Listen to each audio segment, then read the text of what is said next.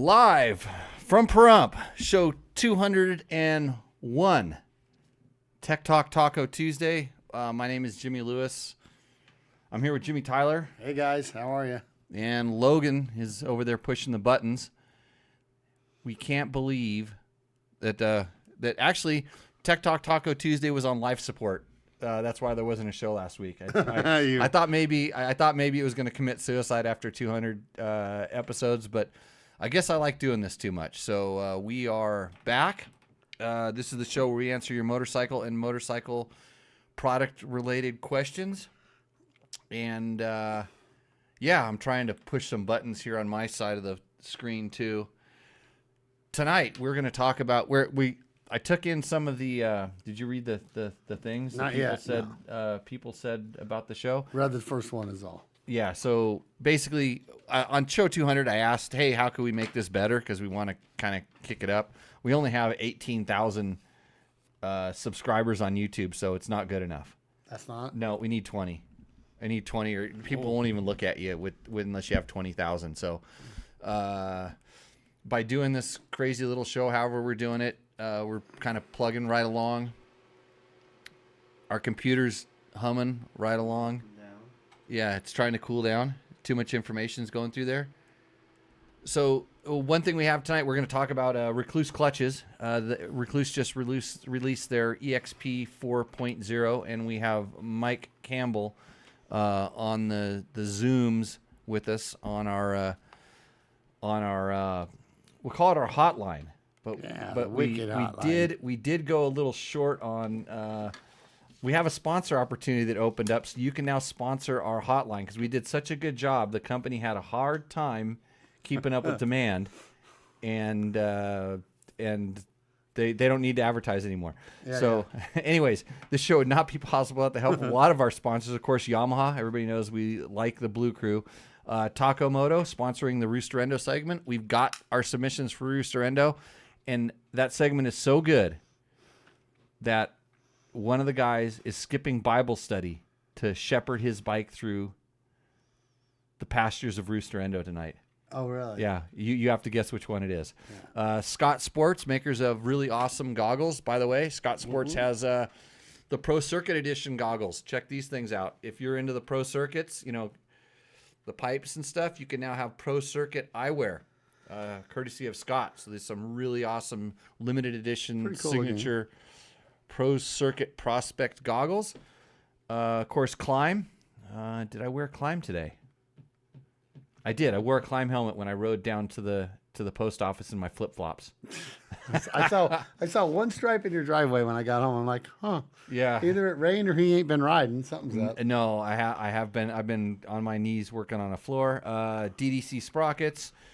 Trail Tech. I put up a link in the chat for a survey you can take if you have any experience with the Trail Tech Voyager. Want to have experience with? If you have experience with Trail Tech Voyager, want to take a survey, potentially win $500. I'm going to go ahead and throw it up there again right now, just to make sure it's up there.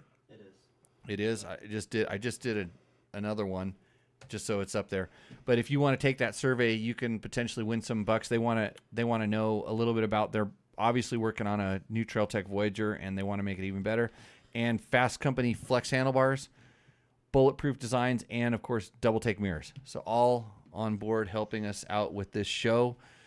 Appreciate all those companies. They believe in what we do, and they don't even make me do ad reads for them, although I just do them off the top of my head. Mm-hmm. So is Mike in the room there? Should be. Can we bring him I'm on here. to the show? Yeah. Hey, Mike. Welcome to Tech Talk Taco Tuesday. You are a technical lead over at REKLUSE. Know everything about the clutches, correct? I like to think so. Yeah. That's good. You've definitely helped me out a few times on different occasions.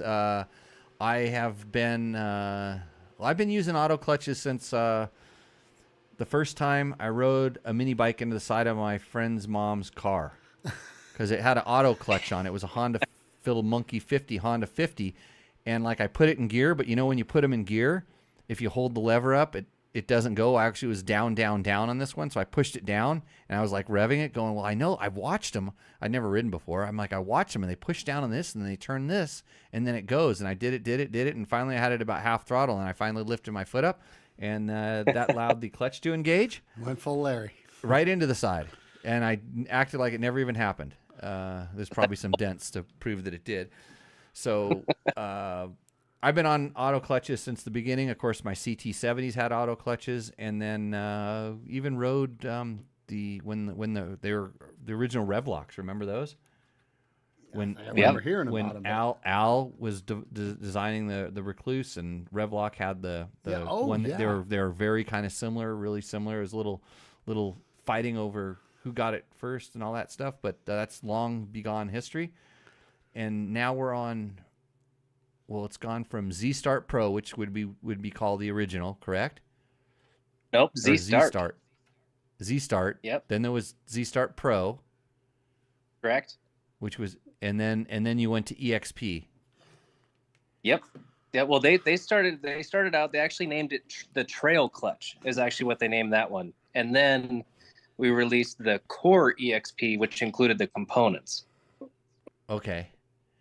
And then they took out. Didn't work. yeah, Trail Clutch. Yeah. So EXP is now on its fourth thing. I really didn't know anything about it. I had a viewer contact me and say, hey, what do you think of the EXP 4.0? I'm like, I didn't know there was one.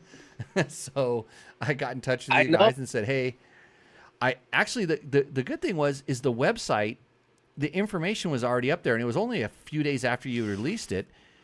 And so the information was up there, and I looked at it, and it was funny because I remember trying some really weird stuff that Al had given me, like in the early days, where it was on the early EXPs, because they weren't as good as the Z starts for me. They just didn't have the same characteristics in the engagement. Sometimes it was too sudden, and sometimes it was too slow, and it didn't release the same way.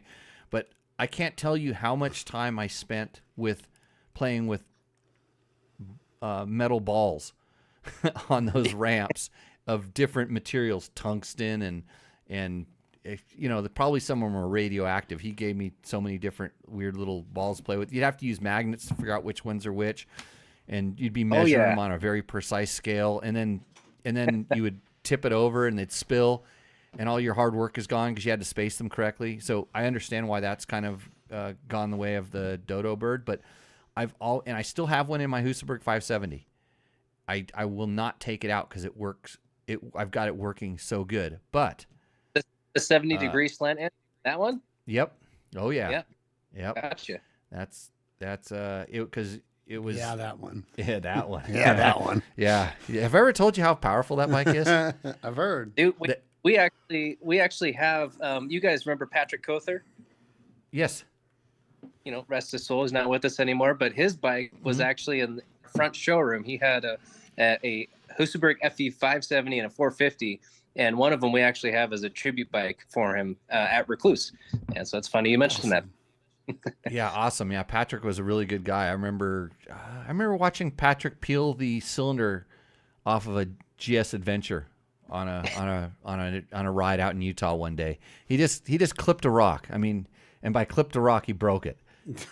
with the cylinder head, and so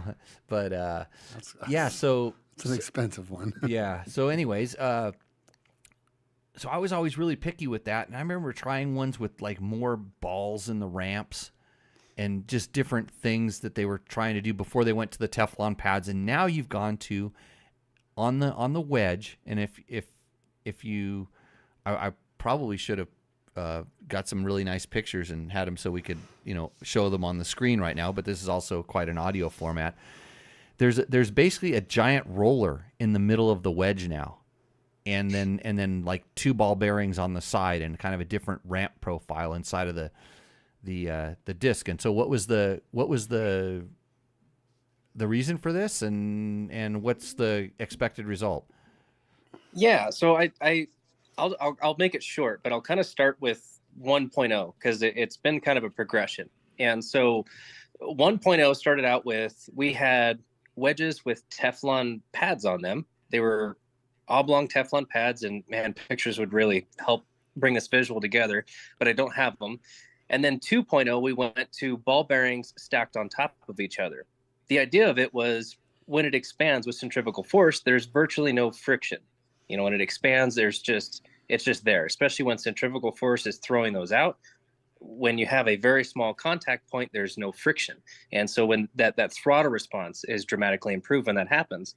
But what happened with the 2.0 is we weren't getting longevity out of it. It worked great when it was brand new, but you know, it depends on the rider, but a lot of people weren't getting the longevity they wanted out of it, is ultimately what it came down. I can tell you, I'm whether it was the Teflon pad one, which is 3.0, and the 2.0, which is the ball bearing.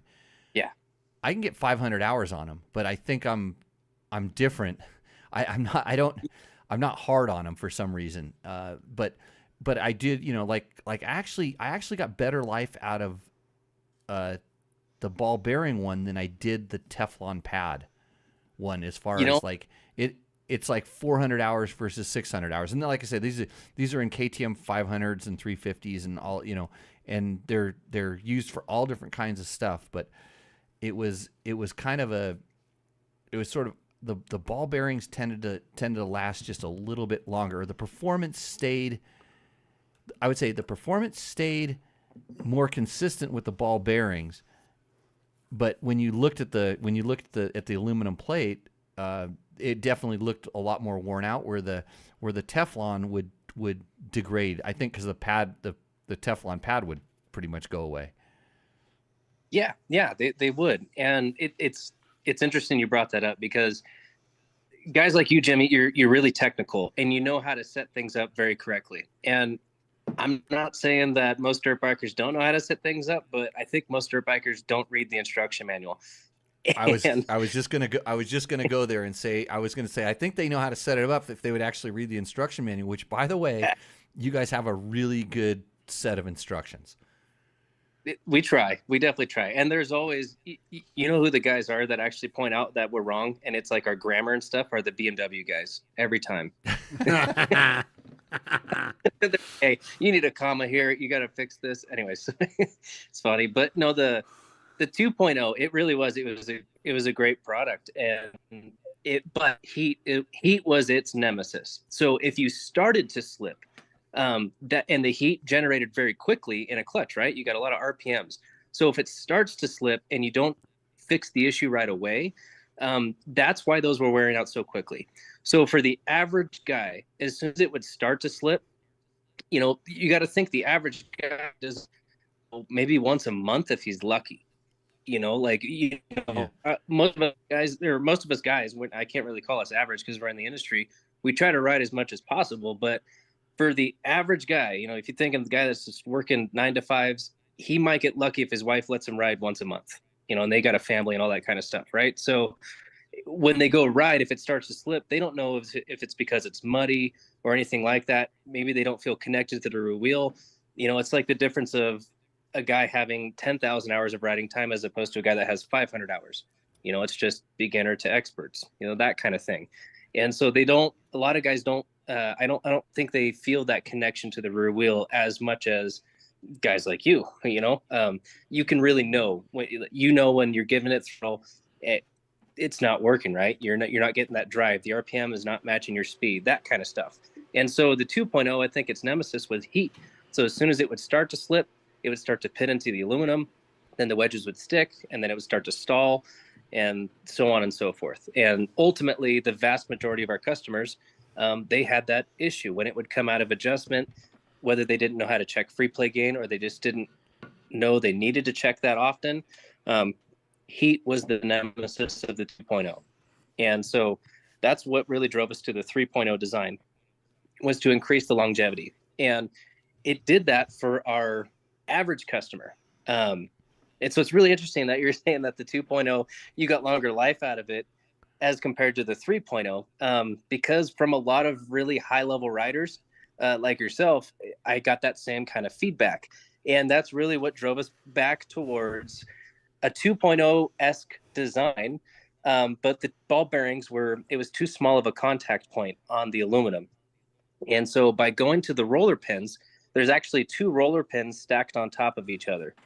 And so that contact point, or that friction that's being that happens when it's being thrown out with centrifugal force, it's not nearly as much as the 3.0. The biggest thing with the 3.0 that we noticed was when people would get on the throttle, especially off the bottom, when you're first cracking the throttle off of idle, people didn't feel connected. They're like, there's almost a delay. Like you got to use the clutch lever or something like that. Like it just feels like you have to plan for popping your front wheel up over a log or up over a rock or up over a ledge, things like that. Where this 4.0, it really brought that 2.0 throttle response back, but with that much, much larger surface area contact on the aluminum itself, the wear pattern is dramatically improved. And also with the pins, because they're so much larger, we can really play with the type of material. So most of the stuff comes with steel pins now, but we also have tungsten pins, a much heavier metal.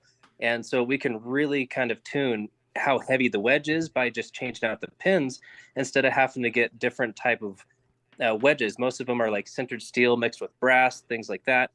And now with the pins, we can really play with the types of metal, make them really light, make them really heavy. It's a dramatic improvement kind of all around. But man, the bikes that it really improved on, the 2017 current 250-300 two-strokes, those are the bikes that the feedback that I've gotten have been pretty dramatic, and we're really excited about that because that's really in the auto clutch world, that's kind of our base.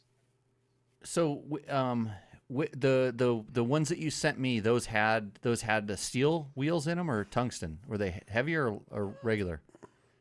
The original set that I sent you, I sent you an extra set of wedges, didn't I?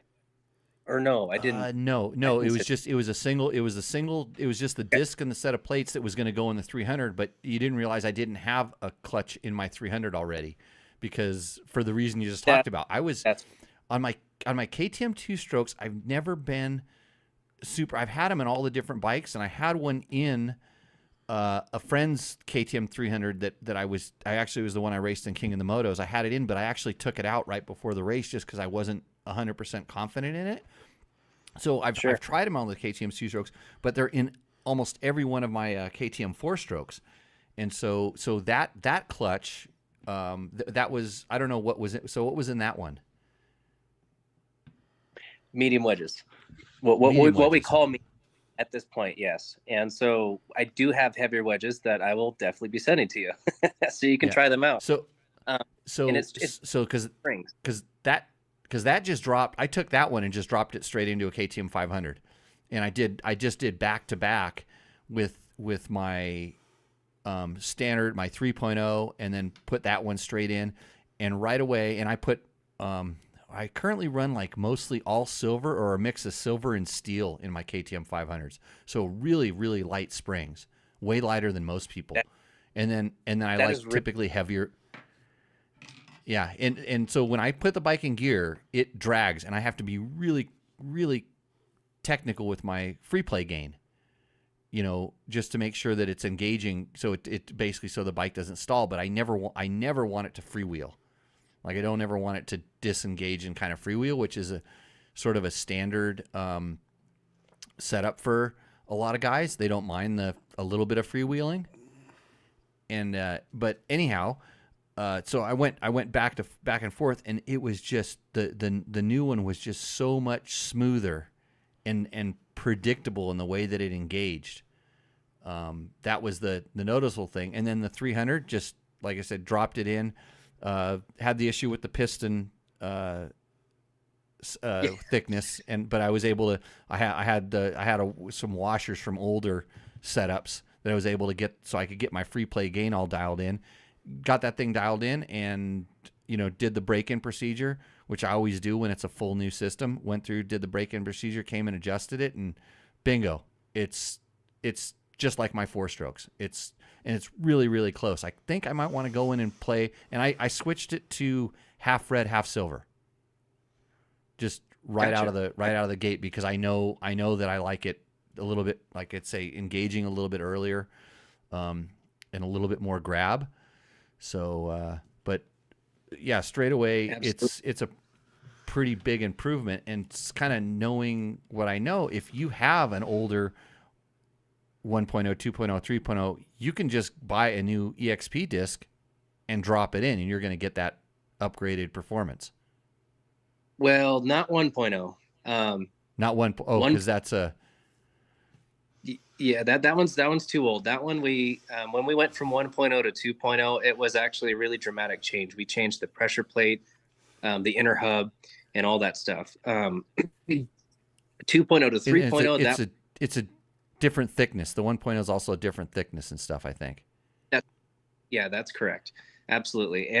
But 2.0, 2.0 could swap out with the 4.0. That we do, that you can do.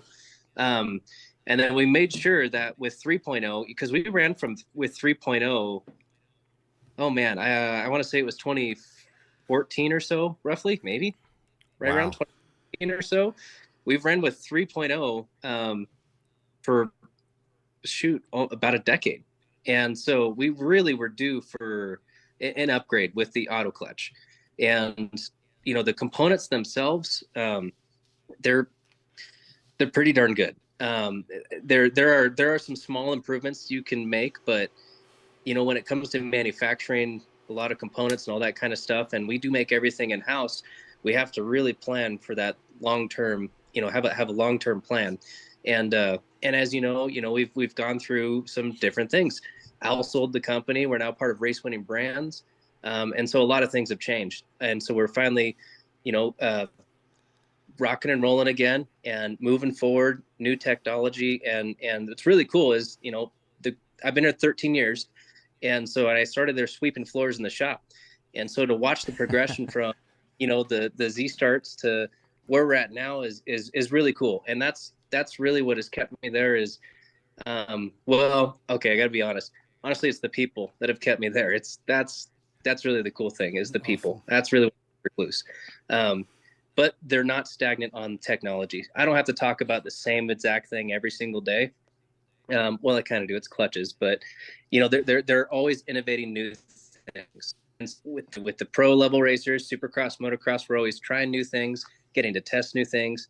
Hey, is this going to work? And all that kind of stuff. So they're always moving forward. That's the goal. As long as they're moving forward and we're moving forward, that's what makes it fun and progression. Yeah, and one of the things like in started learning with the auto clutches and stuff, and like I guess I was always an okay rider, and so I didn't need an auto clutch, but I realized that there's definitely some advantages to it, and it sort of got to the point where when I started really learning how to get them set up properly, it was one less thing I had to do on the motorcycle. I could worry about other stuff. I could worry about how I was turning the throttle as opposed to trying to coordinate my wrist and my clutch. I started, getting them, having my friends ride them, and they were so resistant, most of them, except my wife, who just instantly loved it, said it was the best thing ever. She doesn't want to ride anything but REKLUSEs now. So it's one of the questions. It's like, is it a 2-stroke or a 4-stroke? Because she has a preference, and does it have a REKLUSE in it? So, but I started getting them set up, and there's just one less thing I had to worry about because it was doing all the work for me.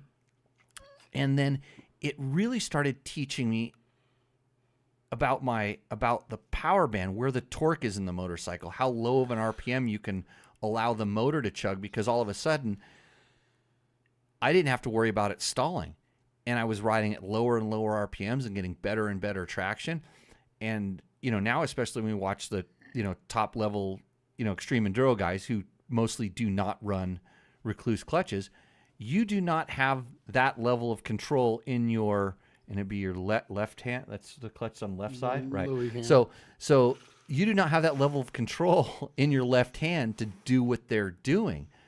But if you have a REKLUSE, all you have to do is control your right hand, and you can learn about this lower RPM. So overall, no matter what you're riding, it makes you a better rider because you start appreciating and trusting the torque of the motorcycle. And so, I mean, do you need one? No. Is it going to make you a better rider? Most people, yes, as long as you just let it do what it does and quit touching the damn lever when your RPM goes below 3,000 RPM? Because that's all I watch people do is just overheat their bikes, smoke their clutches, and spin their tires. And you can literally be like a Graham Jarvis and stuff if you just let your Recluse do a lot of the work. That's what I do, at least. Yeah, it's I love that you brought that up, because when I first started answering phones at Recluse, a lot of guys are calling, and obviously if they're calling, they're contemplating buying it regardless. And so, they're calling Recluse asking, hey, should I buy your clutch? So kind of silly to do that. But what was really cool is I get to be really straightforward with the customers. And it actually makes it really fun. You make a lot of friends that way too. And so, the auto clutch, the best way, honestly, the best benefit you can get out of an auto clutch is if you know how to use a regular clutch. And so a lot of like mini dads, when I started going to Loretta's and, doing that whole thing with motocross and supercross, the clutch lever is really important. And so a lot of the mini dads would ask, hey, should I start my kid out on an auto clutch and all that? And I'm like, well, of course you can, but honestly, the kid's going to get the biggest benefit out of his motorcycle if he knows how to use the clutch. If you plan on progressing and getting to a high level of riding, knowing how to use the clutch is an extreme benefit. So it's not necessarily like you start out with the Recluse and you make it all the way to the pros and you never really learn how to use a regular clutch. I don't know if you'd make it to the pros, if that makes sense. Yeah. Oh, totally. And so I would No, it encourage, does. yeah, I would encourage you to let them learn how to use the clutch. Once they get sufficient with the clutch, what it can do is it can help you get to the next level. It takes a C rider to a B rider is kind of what I like to say. I could not agree more. This is what I do, especially when we're talking about off-road. And when you come to a technical section, all of a sudden you're not going to stall it on something technical. And usually the bike goes puka, and then the bike goes kaplam and falls over, because they stall. All of a sudden they lose the power that was masking the balance that they didn't have to begin with. And so, teaching an off-road riding school, I'm very, very hyper aware of when the problems occur. And the problem occurred way before we had issue with our clutch, whether it's a Recluse or not. You were out of balance before you even got started. But the ability to kind of use the momentum to get you out of it is that. And a lot of people ask me, like, well, is it good for motocross? And I'm like, those turns you have a hard time going around in third because you might stall. And then if you downshift a second, it just upsets the bike. I go, guess what? You just do them in third all day long. These kind of things. So, and with everything, there's advantages and disadvantages. And so I always like to do this. I like to put the person from the company on the spot. Because you already went down this road. What are the disadvantages in your opinion of the Recluse? Like, what would you say? Because I have my ideas, what would you say are the problems, or not the problems, the we'll call it non-selling points? Sure, absolutely, I love it. So like just first off with Recluse, the coolest thing is we have, I like to call it the total clutch solution. We have auto clutches, which are terrific, but we also have manual clutches, and they're also progressing the manual clutch world, which we can get in that later. But so as far as the auto clutch goes, where it hinders someone is if they really don't know how to use their clutch lever and they're trying to progress further. If you're getting in really technical trails, I live in Idaho, and we have really technical single track trails with lots of exposure. And when I talk about exposure, I actually cliffs. Yeah. One of your great listeners, actually, he's a huge fan of yours. His name's Harlan. I met him last year, and he came up to my house, and we were going to do this ride from Idaho City over to Featherville and stay in a little motel and head back the next day. And I told him, I was like, hey, there's exposure. And, and he's like, okay, we're cool. Well, we get to this one section where it's cliffs. That's what I meant by exposure. And yeah, found out he was deathly scared of heights. He got through it. It was awesome. We high-fived at the end, but the guy was so pumped up, and he's like, I didn't know that's what you exposure. And so, qualify the ride before you take him. But God, he ended up being an awesome rider, which was great. Made a great friend. But anyway, so it in those really technical sections, if you don't know how to use your clutch lever, or you're purely relying on the Recluse to do everything for you, it's probably not gonna do everything. You gotta know how to use your motorcycle to get through those really technical sections. And really, when you have cliffs and exposure, it's serious. There are real sections where you fall, you'll die. You're not coming back. Yeah. Mm-hmm. And so, knowing how to use your clutch lever and use your motorcycle, again, the biggest benefit you can get out of an auto clutch is knowing the fundamentals of how a clutch is supposed to work and how the clutch lever should work. And Right, with the that's Recluse, you get a small monkey. With a Recluse, you get a small monkey that goes inside your engine someplace, and he's like the best at clutching ever. He's so good at clutching that you never have to do it. That's what I always tell people. It's pretty good. Hey, we got a question in the chat that says, "Can you bump start your bike with a Recluse clutch?" An auto clutch set up correctly, no, you cannot bump start unless you get up to a ridiculous amount of speed, because it's all based on centrifugal force. So an auto clutch set up correctly, no, you're not going to be able to bump start it straight up. Right, and so when we started talking about one of my concerns, that's one of my. It's not really a concern because I have a Husaberg. It never had a Kickstarter, so I've had a Recluse in it forever, and I've never had a problem. Even when I've had issues with it, it's always able to start. But you can also back the free play gain out, on those with the hydraulic clutches. And you can lock the clutch up, and even on and this was on some a client's bike on a tour in Mexico. He had a Recluse in it that was completely improperly set up, and I just watched him take off the very first time, and I think it was brand new on his bike, and I said, "Hey, I said, you have a Recluse in there or something." And the funny thing is, I was just going to say is, I use the word Recluse like Xerox. Like a Xerox is a copy, Recluse is an auto clutch, and I shouldn't, because Recluse clutches, I have the core manual in my YZ125, so I do know you guys make regular clutches too. But so the auto clutch, I could tell his auto clutch was set up improperly just when he took off. It just wasn't engaging right. And I said, "Hey, I don't think that thing's." I said, "I know a little bit about those," and he had no idea who I was or anything, which is the case these days. And he said, "No, I had so-and-so at this shop, and he set it up, and it's awesome." And I said, "No, I think it's going to slip and it's going to fry." Well, when it finally did, and his battery went dead or something, it was just the bike, we couldn't start it. We actually took it apart and then locked the whole damn clutch up. So there are ways, especially when you have the easy access clutch cover, there are ways to, and I think we did it with, I want to say we used a piece of rope or something like that.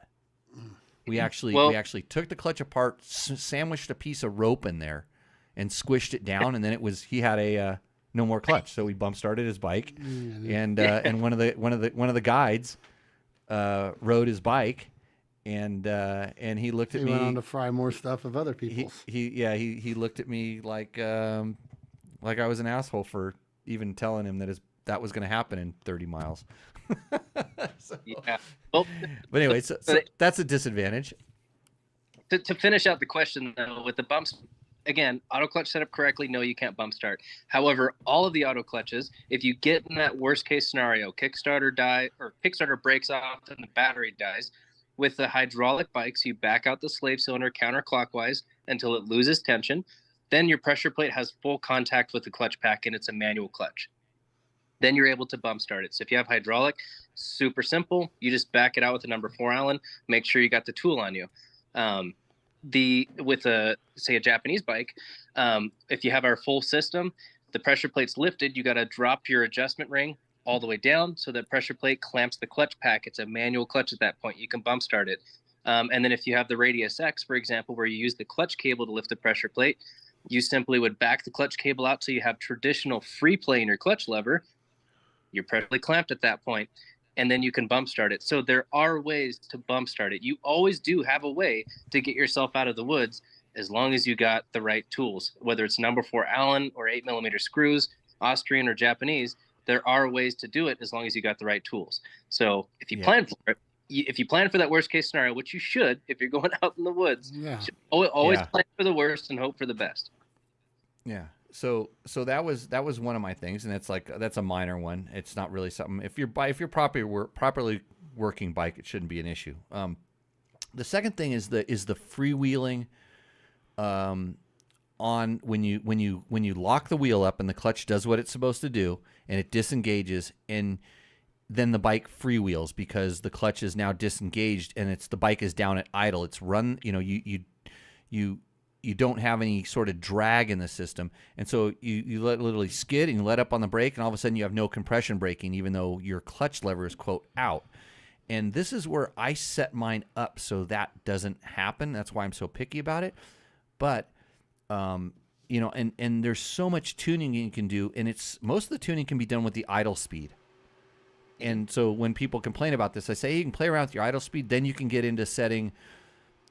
I know you guys don't like to have people play around with the free play gain too much because that can go wrong very quickly. But you can also do things with different springs and different wedges to get it, and it's a pretty simple couple of steps if you're paying attention to it. But that's like the only other thing. And the number one thing that I have a problem with it is if I'm doing something really technical, generally super steep uphills, and I don't keep my throttle engaged, which is engaging my clutch. Like if I go up something and I let off the throttle completely, the bike will roll backwards. And so, or if the bike stalls, if you're going up something steep, really gnarly, and the bike stalls, then you don't have what we would call your parking brake, which is your stalled engine and the compression of the motor to stop the thing. And that's probably my number one thing. Most people don't get in those kind of situations too often, but that's why you make a left-hand rear brake, right? Yeah. Yes. And the left-hand rear brake is awesome. Admittedly, I tried to run it. I really tried because it's a product that we sell. I have a YZ250, an 06 YZ250, and I love the bike. I have a wife and kids and don't have the budget to buy a new bike. That's really the truth. But I love the YZ250. I tried to run the left-hand rear brake, and ultimately it just didn't jive with me. So some people absolutely love it. There is a huge customer base for it, and it really surprised me. But you know what? It works for a lot of people. For me, I couldn't ever get off of my rear brake with my foot. I couldn't. I'm right there with you. Even when I had both the clutch lever and the little lever up there, and I've tried different things. I actually took my brake pedal off and see if I could teach myself. Even when I was riding the KTM Freeride E, which has both of its levers up on the handlebars. I don't want to cuss right now, but every time I came into a turn a little bit hot, and I do not use my rear brake to slow me down. I use it to control the motorcycle. And just try getting on your front brake without having a rear brake. And there's no way I'm going to pull my clutch in when I'm coming into a turn too hot because I want that compression braking or whatever. Well, guess what I feel like I'm doing? So I'm just like you, and I cannot do this. But I did teach myself on my Husaberg, my trusty Husaberg, with the left-hand rear brake. So when I jumped off the motorcycle when it was going up a hill and I knew I was going to start rolling backwards, I would know to grab it. And that's about all I would ever do with that. But I have many friends, and I think even now more so than ever, with a lot of new people that are coming from bicycles into motorcycles, that adaptation to left-hand rear brake is not that big of a thing. Not like what we are painfully not able to do. You're absolutely right. The mountain bike crowd that's coming into the motorcycle world, they love it. Absolutely love it. And in fact, a lot of guys end up switching their front brakes to the left-hand side and their rear brakes to the right-hand side. Oh, boy. Oh, Jesus. Oh, boy. All the way. Absolutely. Hey, whatever gets more people riding, I guess. Yeah. Right? It's, it's for guys who grew up riding without these crazy tools that we have nowadays. It's a great tool that you can have, and you really can customize it to how you want to do it. And that's where you get into this whole thing with like, Oh man, I'm sure you've seen like the great stuff on KTM Talk where someone posts, recluses for pussies, that kind of thing or whatever. And it just Oh, absolutely, I usually pipe right in and say thank you any yeah, day. it's No. it's just, but you know what I mean? It's just different walks of life coming into motorcycling, which is great. There's a tool for everyone and everyone uses it in a different way. And that's ultimately what it comes down to. You like what you like, and who cares what anyone else thinks? If it works for you, it works. The Right. left is a great product, and it works. The crazy thing with the left-hand rear brake is how many iterations we've had to go through. We used to have to outsource the master cylinders. We went from Brembo to Magura to AJP, back to Magura, back to Brembo, and then we went to Hayes was a mountain bike company, a I very have one big. of those. Yep, very big mountain bike company. We basically co-branded with Hayes for a short period of time, and they were switching their master cylinders up every other year or so, and then so we were having to change our product, and we just got to the point where we had to make it in house, and we had a couple. One great engineer, Dane Conrad, he really dove into this, and basically we made our own master cylinder, and so Right. it that was the big thing is now we can actually play with the size of the piston because it's our own. Is it a Right. 9? Is it 5? Is it a 10? Is it a 10.5? So we played with all of these and we settled on a 9.5 size piston.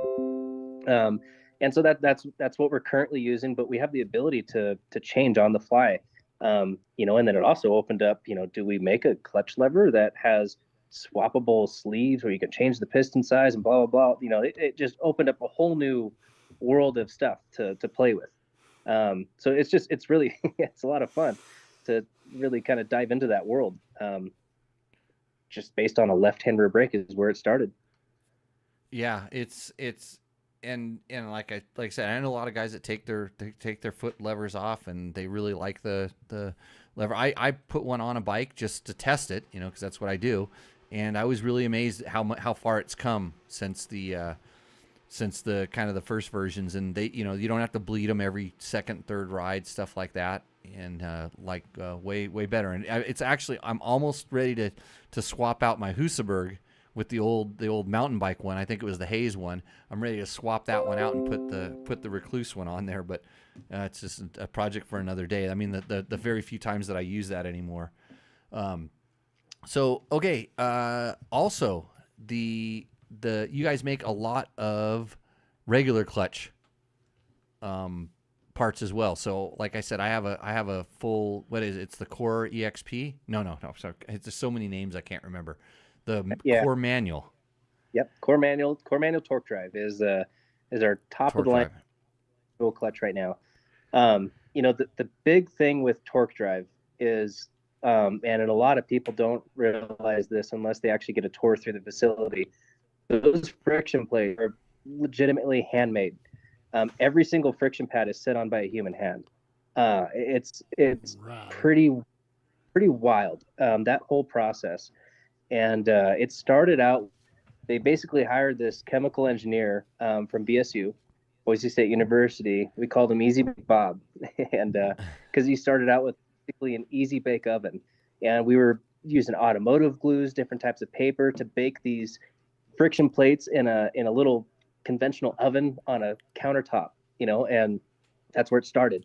And the idea was, with our EXP disc, because of how thick it is, originally we had to remove friction plates out of the clutch pack to fit it in the clutch basket.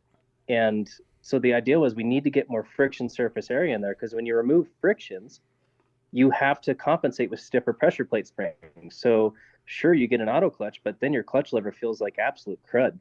Um, it's god awful stiff. It feels like a Harley that's 40 years old and has never had a loop cable. Yeah. That also the idea was if you get more friction surface area in there, you don't need as stiff a pressure plate springs. You still get the good clutch lever, and no one else had really done it in the industry at all, really at all. Wow. And the Amazing. idea was more friction plates, and so finding the type of material that we would need to use. So we settled on steel. It's an obvious one for really thin material. But it's not your average run of the mill steel. The way we have to buy it is pretty insane.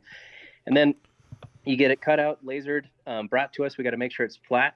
and if it's not flat, it goes through a actual 1940s flattener. It's this old dinosaur of a machine. Flattens things perfectly. It's such a cool little machine. Um, and took us forever to figure it out, but we finally got it. Everything gets flattened out if it's not flat.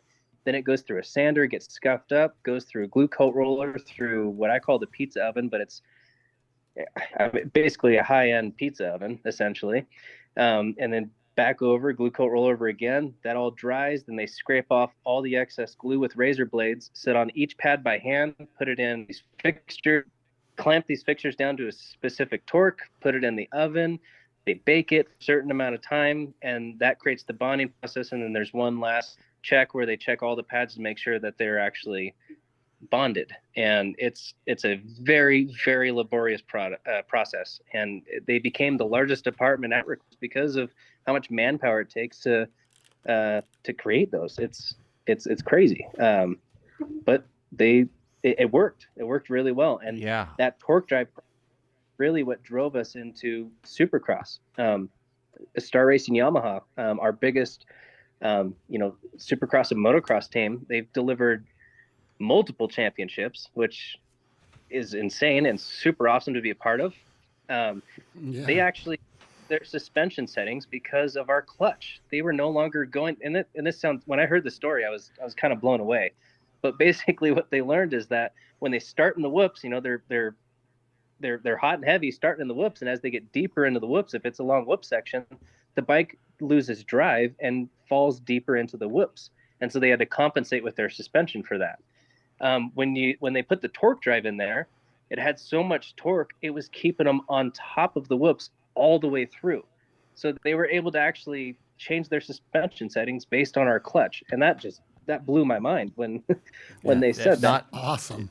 Not surprising at all, because knowing, having experience around, factory schemes and seeing what they test, everybody thinks it's all just, shiny suspension parts. And they spend, whether it was back in the day, it was jetting and stuff like that.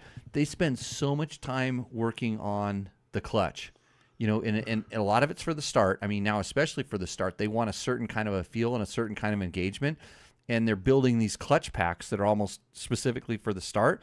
And once they get, okay, now we got our start, then they go straight over to the hoops and start hammering hoops. Because if you see what they do, if you don't know about this, when they come around the turn before the hoops, they usually upshift. So they go up, they're usually going through there in fourth gear on a lot of the bikes. And depending on how many speed transmissions are in the bikes to begin with. But they upshift going into the hoops, and they get it spinning up, and they can't have the clutch, like you were talking about, start slipping halfway through the hoops, because some of the riders ride the clutch, through the hoops, and they need to keep it spinning so that it carries them. Other ones just death grip the bar and they don't touch the clutch at all, and it needs to slip a certain amount because there's all that force on the transmission as well. And there's so much engineering that goes into a lot of stuff. You can't just make a clutch just locks up. There's of course there's dampers inside of most clutch and clutching systems, but the damper is maxed out when they're hitting hoops. That's the hardest thing that they do on the Supercross tracks. Absolutely. Supercross and Rallycross whoops, they are the hardest things on clutches that I have found, for sure. For sure.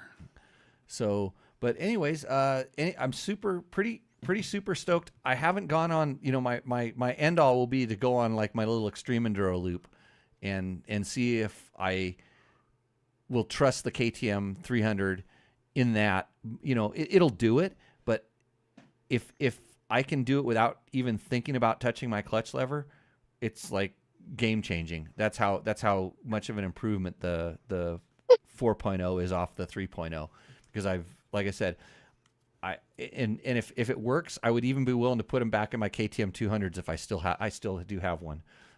Yeah, I think my old 200 has the Z Start in it, and that one works. It's acceptable, but it was just the small two strokes just don't have the torque a lot of times, because you really. What was that? Yeah, I said you're 100% right there, because with the small bores, they don't have that bottom end torque. And so a lot of people, actually, this is kind of circle back to kind of what you said earlier. Remember how you're saying like with the auto clutch, you're kind of in an RPM that the bike isn't really used to. And what I mean by that is like when you have a manual clutch, you're using your clutch lever to rev it up, and you physically got to let the clutch lever out and raise your RPM to take off and not let it stall, right? Well, with the auto clutch, when you're at an idle and you start to give it throttle, it's instantly moving forward. So that auto clutch is putting that motor through a position where it typically wouldn't be in, or it wasn't designed for, if that makes sense. Right. Because it's engaging at such an early RPM. And so for like the small bore bikes, I usually tell people in the EXP springs and then compensate with your idle. Because if you put the stiffer springer and then bump your idle up, when you crack the throttle, and bumping the idle up is the key to closing the gap. Because if you go stiffer springs, low idle, you get a throttle response delay, which no one wants. It doesn't work. Right. It's not what you want. But if you compensate with that idle, when you crack the throttle, it's coming in later in the RPM where the meat of the motor is. Like how you were saying earlier, you kind of learn where that torque really is, where the torque in that specific motor is, and you kind of learn the bike in a different way. And so that is really important to understand that. When it's a small bore bike, and depending on how you ride that small bore bike can totally determine what springs go inside your EXP disc. So it's one of those things where you kind of have to, if you have a small bore bike, it's probably going to take a couple tries to get it right. And if you're not willing to try different things, might not be the right product for you. Now, if you got or a you're KTM too fat like me on a KTM 200. Yeah. But if you got a 450 or 500, they got so much bottom end torque, it almost doesn't matter because the bike compensates for it. And so, yeah, you're 100% right. Small bore bikes are definitely harder to get the auto clutches to work. But if you take the time to set them up right, you can get it to work. But your clutch lever is still there, and people should know how to use it. And ultimately, if you're wanting that instant reaction like you get with stock, well, you only get that reaction because you're using the clutch lever. So if you want that same reaction, use the clutch lever. Yeah, I totally agree with you, but it's like kind of funny because I'm so into, if I put it in there, I never want to touch my clutch lever. So I'm riding around on my 200, and it's like kind of, it basically, it just gets, I don't want to call it boggy. It just doesn't accelerate. Where the 300, no matter what, if you turn the throttle, accelerates. Well, if I were in the same RPM range and I have my hand off the clutch, the 200 isn't going to accelerate. It's not the clutch it's not the REKLUSE that's doing it. It's the fact that the REKLUSE is doing exactly what it's supposed to do. It's engaging and loading the motor up, but the motor doesn't have the torque at that point to make the bike go. So at that point, it's either I need to take it out and set it up a little bit different so it slips a little bit, or it lets the RPMs build a little bit more. This is what we talk about the tuning, so that it engages a little later, so it has the power to pull, or I need to give it a little pump of the clutch. And if I have to give it a pump of the clutch, then I might as well just have a clutch lever that works all the time. Sure. Yeah. So anyhow, hey, Mike, thanks a lot for coming on and helping us explain this stuff. And do you still get people that call up and they say they want the Jimmy Lewis setting in their clutch? I've had a few people do that. Yep, that's for sure. Well, because I have people that they get the REKLUSE, it's just all standard. They bolt it in, they're happy with it and stuff, and they'll say, "Hey, ride my bike." There's a lot of people at our schools or whatever, and I ride it, and I go, "Ride my bike," and they hop on my bike and they go, "Whoa, how come it's so much smoother? And how come it it does this?" And mostly if they lock it up, it doesn't freewheel. And they're like, "How do you do that?" And I go, "Well, it's some, and I'll try to play with their idle a little bit and check their free playing in and stuff like that." And I go, "I have different springs and wedges in this one." And they're like, "Oh, how do I get that?" I go, "Just call them up and say you want the Jimmy Lewis setup." And I know Idaho Joe used to know exactly what it was on the. He had a little note with all the different ones, exactly which wedges and even some of the wedges that I had. He's like, "Yeah, don't tell me that. I can't get those anymore." There's these weird. Like you said, they were wedges made with beryllium and uranium or something like that. Oh, yeah. Probably toxic. So, anyhow, that's dialing in the clutches is really what's needed. for a lot of people, and that's what I do encourage people is to call us. If you're having an issue with the clutch and it's not doing what you want it to do, give us a call. Most of the time we can get you right exactly to where you need to be. And there's that rare occasion where, man, that guy just doesn't gel with an auto clutch. It's not for everyone. But I do think for the average rider, man, again, taking a C rider to a B rider, if you don't have all the time to become Graham Jarvis and know how to use a clutch lever like he does, that an auto clutch is a great way to go ride terrain that you wouldn't normally be comfortable in and get to see beautiful country. Yeah, I literally, what I see more is I see guys that think they're A riders, and if they would just put a damn REKLUSE in their bike and get off the kick that they can't have one because it's for people that don't know how to ride and old dudes, if they would just put a REKLUSE in their bike and take their clutch lever off for a week, they could actually be an A rider. Yeah, and I tell this to them all the time, and they don't listen.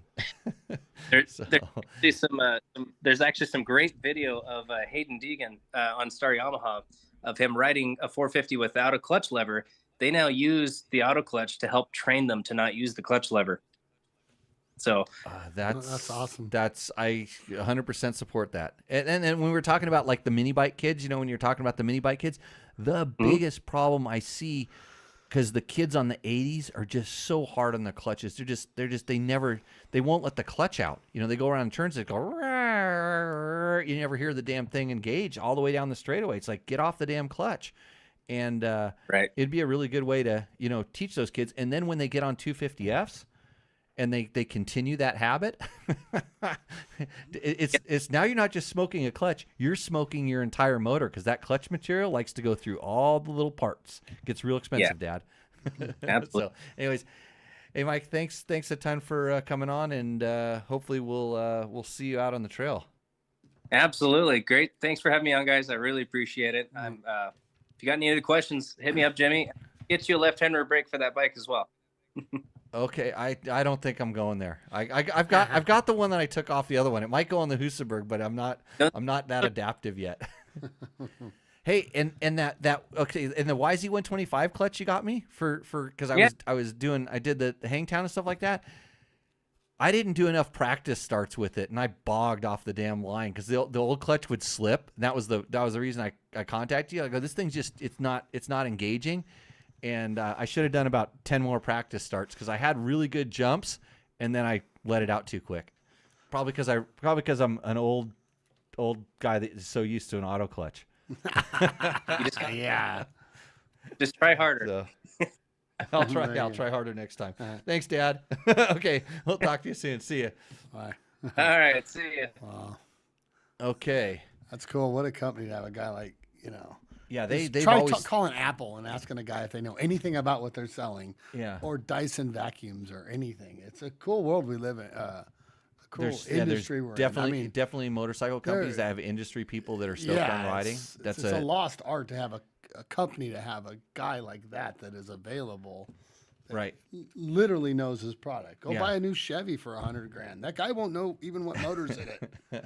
He won't you know what I'm saying? Yeah. Oh, they'll just tell you. They just say yes to everything. Yeah. And it's the best thing ever. But they're actually, they've always been really honest. It's fantastic. Mike's great. In all the years I've been using REKLUSE clutches, I have never ever quote smoked a clutch. Yeah. And it's literally because I read the instructions when I put them together, and when I test stuff. Yeah, I rode your REKLUSEs. They're set up really cool. I don't need to read the instructions. I know, even on that 300, I went ahead and read the instructions. And the funny thing was, I put it all together, and there was something wrong with it. And what was wrong was I couldn't get the free play gain adjusted. So when I put it together, I did not measure the clutch pack thickness. So the first thing I did, and they give you all the specs, I pulled it apart, measured the clutch pack thickness, the EXP thickness, the total thickness, went to their chart. I was setting it, and I did everything right. So I checked everything. I thought maybe it was because I used the gasket instead of just the O-ring on the slave unit. Check that, whatever. So I called them up this morning and said, hey, I'm not able to get my gain. I knew how to do it. I actually, because the last time I had it off, I said I know how to fix this, because in the old days you used to have to use spacers on the push rod engagement to get the correct thickness. So I used a Trail Tech kickstand stainless steel washers because they're really thin and I could space it out. So I spaced it out the distance I needed, got my free play gain, went and rode the bike. I'm like, okay, good. Called him up this morning, said, hey, ran into this little issue. He said, look at this, read me the part number. I looked at the part number, and evidently it was the wrong piston inside of the slave unit. So they're on it and they're checking to make sure that that's not an issue. It might have just been a mistake. They all look the same from the outside. It's not till you see the little etched number on the inside. But they knew right away. Oh yeah, check this. Bang, done. Mm-hmm. And but yeah, setting those things up is pretty cool. But always good to learn that kind of stuff. Like I said, I don't need them, but. And this leads us to a question. There's a question here that's on the Cove 450. Somebody asked this question, and I'll get to you here. Right there. Is that the one I was talking about, the REKLUSE? Oh, you want these things? I'm gonna fake it. Are these yours or are these mine? Those are mine. You haven't gone there yet. Don't do it. No, I have some. Do you? They used to be hanging out around here. We're talking about glasses, if you wonder what we're talking about. Jimmy's arm's getting a little bit, it's not long enough. Go ahead. Okay, Mr. David Future has a 2023 Jeep. No, it's the one about the REKLUSE. He's talking about REKLUSE clutch. Is it not in there? Not that one.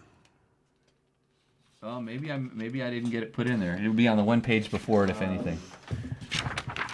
Is it in the document? You see it? Yeah. Oh, Logan's going to read it. Logan, get back to doing your job. He's over there falling asleep. Hi, Jimmy. I have read your articles on the 2017 CRF 450 RX. And wait, can we hear Logan? Later. Oh, we got to turn Logan up. He's still. Which one are you? Matt. You're Matt? Okay, so you're Matt there. I got to turn your gain up just a little bit here. Now go ahead and try it. Hey, Jimmy. No. Yeah. There it is. Hey, Jimmy, I have read your articles on the 2017 CRF 450 RX and later articles on the current gen RX 450 RX. I recently purchased a 17 450 RX with a bit of gear on it. However, I was looking for assistance for setup as I am a newer rider.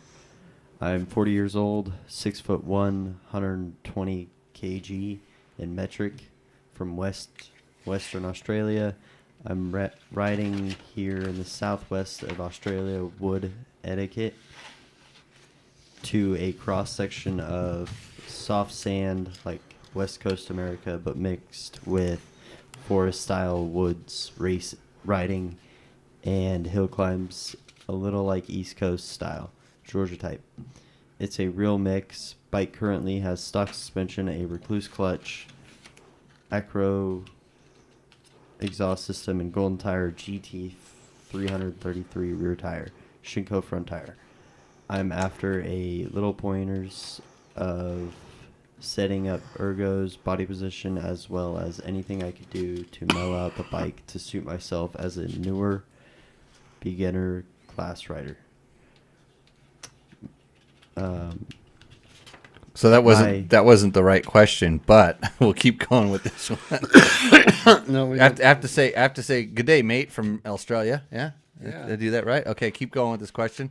My previous bike was a 2011 KX 250F, and I found the KX seemed to have more grip and more stable front compared with the Honda, and I haven't been able to tune it, understand why. KX had Bridgestone's X30 tires.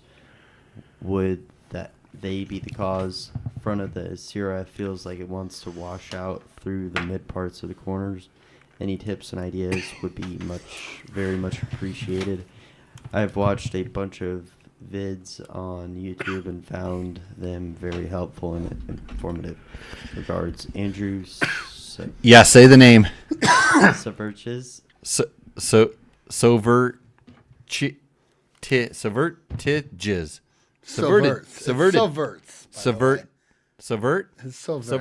Okay. Yeah. Andrew, so this is a real easy question to answer, and I think Jimmy's going to agree with me. So when you came to the front end of the Honda feels uncomfortable, and we combine that with Shinko front tire, and I have not ridden a front Shinko tire, and there's a lot of them. I've not ridden a front Shinko tire that works anywhere in the neighborhood of any of my, we'll call them favorite tires. Nothing against Shinko the brand and stuff like that. I just Friends haven't. don't let friends ride Shinkos. Really? I don't know. I've tried some of their rears are okay, but the front's a little sketchy. So right away, that is 100% probably your problem. The Bridgestone X30 is one of my more favorite tires. It's one of the ones I like, and I will tell you that if you took the best 450 off-road bikes, like the X's, all of them, and you put a unfavorable tire on any one of them, put it on the best one. Let's say the best turning bike in the bunch. And that Honda is probably one of the best turning bikes. It's a Honda, the KTM, depending on your preferences. That if you put that tire on that bike and had the other ones on brands that we would are more familiar with or prefer, it would be the worst. It would go from the best to the worst. That The front tire, would be enough to tip the scale that far. Please understand this, that everybody has preferences on tires, and it's not just the tread pattern, it's the carcass, it's the air pressure running. There's all different kinds of things that can affect this. But the tires, the only thing that are connecting you to the ground, they make more difference than you would imagine. So I think your KX250F, it's a little more sluggish than the Honda in steering, and since it's a 250, it gets lighter. At that point, it's not that the Honda's worse than the Kawasaki. It's going to be a little bit different, but it's 100% the tire. So I don't think there's anything else wrong with your setup, any of the things. And a lot of times when you're running some of the different rear tires, I kind of like to match my tires. And it's mostly for, I mean, I know a lot of guys that run mixes of stuff, but they just get comfortable with it. I found that when you match your tires, like the carcass characteristics are the same. And so if you mismatch tires, it'd be like running one with 5 pounds PSI and the other one with 15. And you're just going to get sort of this is what I noticed. And you can adjust it if you learn it, but I just want to run 12 and a half and 12 and a half. Yeah. That's what I want to do. Or a moose and a moose. Match tires, yeah. So, Andrew, good question. That wasn't the one I was looking for, Logan. It was one about. Doesn't say Recluse any other time. I know. Yeah, you did good though. You found the one with the Recluse. So there's a guy that had a cove. That just bought a cove, and he watched our video, and he wondered why I said that I would not put a Recluse on it, and because I said the clutch pull is so light you really wouldn't need to and everything, and it just. That on that particular bike, for the way that we were using it, kind of adventure bikes, I don't have Recluse clutches on any of my adventure bikes, and I don't know exactly why. I just don't. And a lot of times because I use my adventure bikes for doing my schools a lot of time, and I need to demonstrate clutch work. I have to show what to do with the clutch, and if I put the Recluse on it, then again. If I demonstrate it with a Recluse in there, we confuse each other. I confuse the Recluse clutch because you're disengaging it when it's not supposed to, and it doesn't really work. It'd be like relearning how to use the clutch altogether. So, I'm not 100% sure why I don't, other than I use the bikes for demo. So I could see putting one in there, and he says I'm just lazy, and I'm like, that's a perfect reason to have one in your cove. Because if you're lazy, then it's one less thing to do, and that it'll work just fine. So, anyways, do we have any questions in the chat that are bubbling up at us, Logan? I'm checking.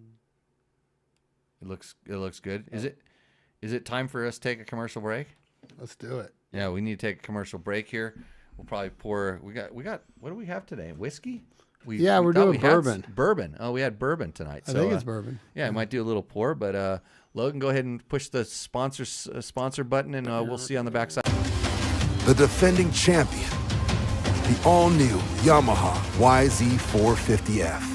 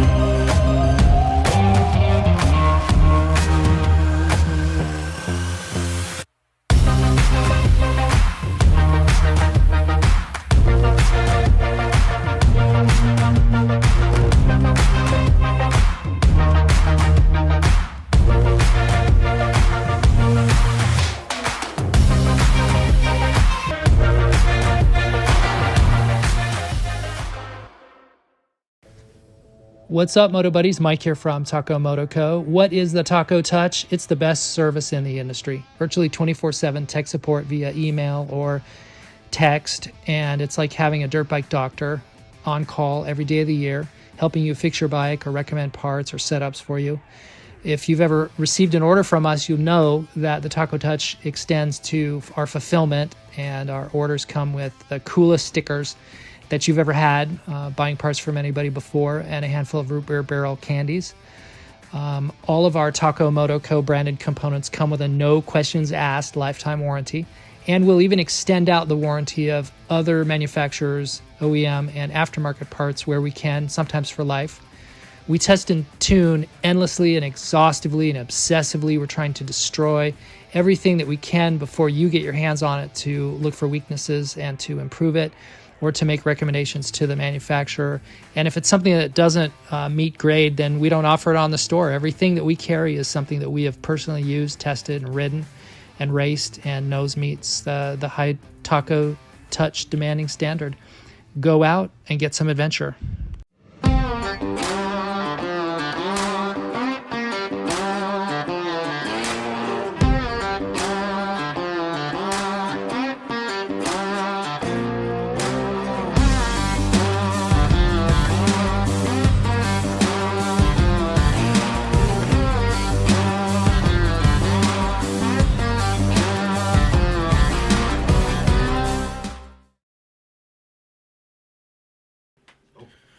Okay, we are back. Logan was busy asking me questions about our product of the week, brought to you by Bulletproof Designs. Hey, by the way, Jimmy, while you were gone out there making room for water this. and cactus. Yeah, water and cactus. Baker's. It's cheers. What exactly is it? It's because Kentucky straight bourbon. 107 proof, baby. Yeah. So Jimmy's a little bit more of a whiskey bourbon guy than yeah, like our first question here from this guy. He calls you the bourbon expert. Okay, so you can read that while I have a sip of this. All right, here we go. Okay. He's getting armed up to do this. Ron Wielder. Tech Talk Taco Tuesday is a real cool name, but for the casual browser out there that you are trying to reach, it sounds like Guy Fieri cooking show on a Mexican street tacos. I don't think there is anything in the name that says, hey, this is retired pro racer Jimmy Lewis show, winner of the Baja 1000 Dubai Rally, and expert on most things related to dirt bikes, adventure bikes, and fine bourbon. Okay, how did he even know most of that stuff, between the two of us, we got. Yeah. The Baja 1000 win, the fine. Yeah, he's talking about both of us here. Got it. I was just patting myself on the back when he was saying all that, Well, except for the bourbon. Okay, well, yeah. Except for one of those things. But look we'll at this. let the readers decide which one of those he wrote things this. He wrote this after last show when I asked for comments, and this guy wrote a very articulate. It's a real long. He email. did, yeah. Very articulate. Well, I'm being a jerk. And I took it all, and all the comments I got. There's some really interesting ones, Yeah. and I totally agree with them. But I only had you read that because it says that I was. It does fluff you a little bit. A bourbon expert, but he had no idea that we were going to pull bourbon out for this show, and I didn't even. No, it was my idea. Oh yeah, I didn't. Oh yeah, that was it. Was your idea? We walked past the stockpile. And yeah, I'm like the bourbon pile's looking higher than. By the way, thank you, tequila. Erica. Yeah, Erica. She couldn't travel. Can't travel with open bottles. So guess where they ended up? My house. She knows rules, don't she? Yeah. So okay, back to the question or the comment. Yeah. Anyhow, and fine bourbon. I want it. Okay, he doesn't think Tech Talk Taco has the ring that the search guys are looking for. Anyhow, and bourbon, I want to impart my 40 years of experience to you for free. Please support our sponsors as they support us. A new name is in order. Hopefully, guys at Taco Moto will understand. So he thinks we need a new name. Well, it could start next show, or it could never start, or I could just start a whole new podcast. Yeah. We'll see how it works out. I don't know anything about browsers. I know. I totally get him. And he said, in his email, he's talking about he's a newer rider, and it kept getting recommended to him. So Google was doing its job, and YouTube was doing its job, and all the algorithm were doing its job, and then he finally clicked on it, and he said, "Oh, hey, I actually like this, but the name was off-putting to him, and he had no idea who the hell I was. I mean, I don't really like to talk about racing unless we talk. I mean, talk about technically, myself. I guess Tech Talk Taco Tuesday doesn't even have the word motorcycle in it. So. I know, or dirt bike, which is well, you're interrupting me, and I'm trying to talk about myself, which I don't really like to do on this show, but it's important now because, Tech Talk Taco Tuesday was all because some people actually dared me to do a podcast. They said, you can't do a podcast. And I'm like, well, the hell I can. Sure. So one camera in a Romero's Mexican restaurant, and I didn't even know what I was going to call it. I wasn't going to call it Jimmy Lewis Sings the Hits. Or I should call it Jimmy Lewis Baja 1000 winner and what else did I do? Oh, Dubai Rally winner. I don't get any credit for like getting Dakar on the podium wins? at Dakar. Oh, I've won stages. Stage wins. It's like stage wins. It's almost as good. But that freaking Braybeck guy came along and just made me and Chris Made you the second place American me and there. Chris Blaze look like, also rans. Yeah, hardly able to do it at all. Hired your own assassin there. Right. Okay, well, thank you, Ron. I really did appreciate that. And Chris Reel also sent, actually, after the show where I quizzed him on the show, I kind of put him on the point. He wrote a very articulate letter and explained some stuff and talked about some of the stuff that he thinks that I should do. And I kind of agree with him on some of it. And others, it's not there's other people that are doing some of the things he suggested better. And I don't think I can compete with them. So I'll skip that. But Bulletproof Products, product of the week. This is what we're going to be testing real soon. It's the Counter Shocks. And so what this is I wrote the weight down here. It's a 1 pound, 10.8 ounce, so almost 2 pound, round circular thing. But what's inside of here is a very heavy weight, and it's dampened probably with springs and probably with some sort of fluid. I don't know what's inside of it. I didn't do that much research on it because the way that Jimmy works is I just want to put it on the bike and see what it does. I am very familiar with inertial dampers. So when I started doing supermoto racing, back when I raced, I've raced against, some of the guys back then. Yeah, the fast guys. It was one of the places I actually could get on the track and be competitive with guys like Jeremy McGrath and Kevin Schwantz and stuff like this. Was that Supermoto? Supermoto. It was just such a new thing nobody figured out. But since I worked at a magazine, people were giving me all kinds of stuff. And before the tires were the thing, when they got special tires, and that's when it got to where I had to get out because I couldn't get the special tires, as many as you really need to do it. A guy gave me an inertial damper that clipped onto the rear axle because the biggest problem in supermoto racing was wheel chatter and hop. Axle hop, huh? And it freaking eliminated it. It was amazing. So much so that the inertial damper broke off because it was cast out of like pot metal because it was doing its job and it finally fatigued and broke off. Yeah. And I mean, I knew the instant it was gone because all of a sudden my lap times dropped like 2 seconds and the wheels hopping. I'm like, what the heck is wrong? Like, is my tire going flat or something? But anyways, so this one is made by a company called Counter Shocks. It mounts up on the forks with these clamps. And so they clamp onto the forks and then you clamp the inertial damper in there. Wow. And it doesn't really move much when you shake it around like that. But you can feel something. I can't explain it. I'm not good enough for that. But. Yeah. But I have experience. I understand these things work. Yeah. So I looked at some posts that people were talking about these because I actually do some research sometimes. People were calling it snake oil and other people were calling it magic. And I will guarantee you that it's somewhere in between. Sure. The snake oil people were saying if your suspension already works perfect, why would you need to, mask a Band-Aid on it? And it's like, if your suspension's working perfect and you can make it work better, why not? That's a funny conversation I had this weekend. Yeah. We, me and some buddies riding had. Right. Yeah. Who had more money? No.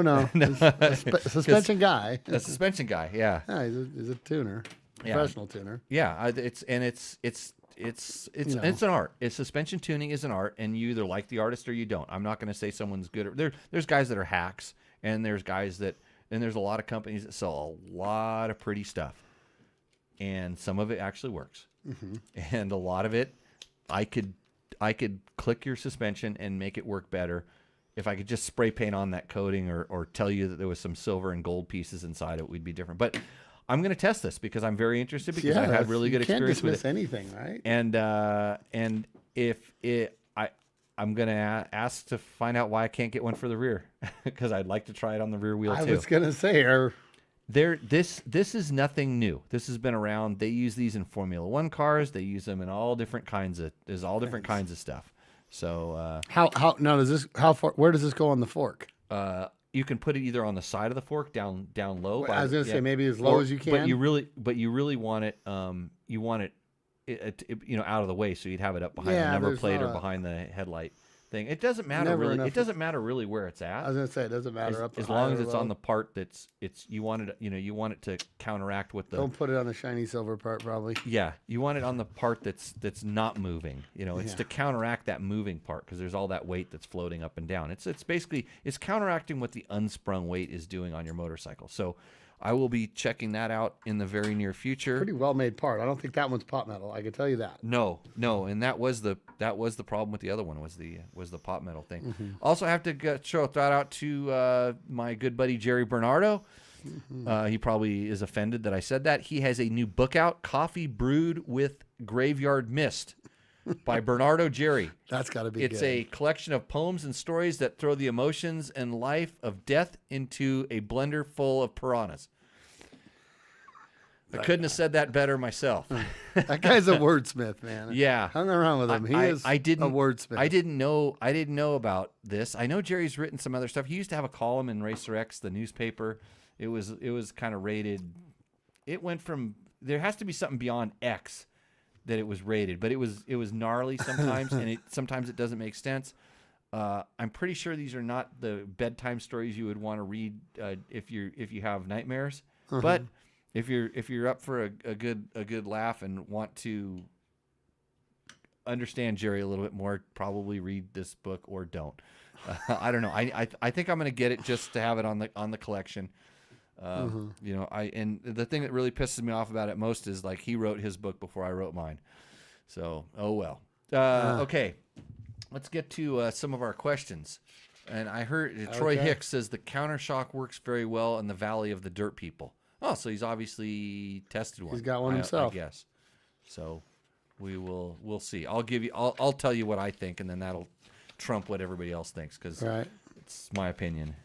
It's like everybody else's opinion. You can flush them down the toilet just like the other stuff we all have.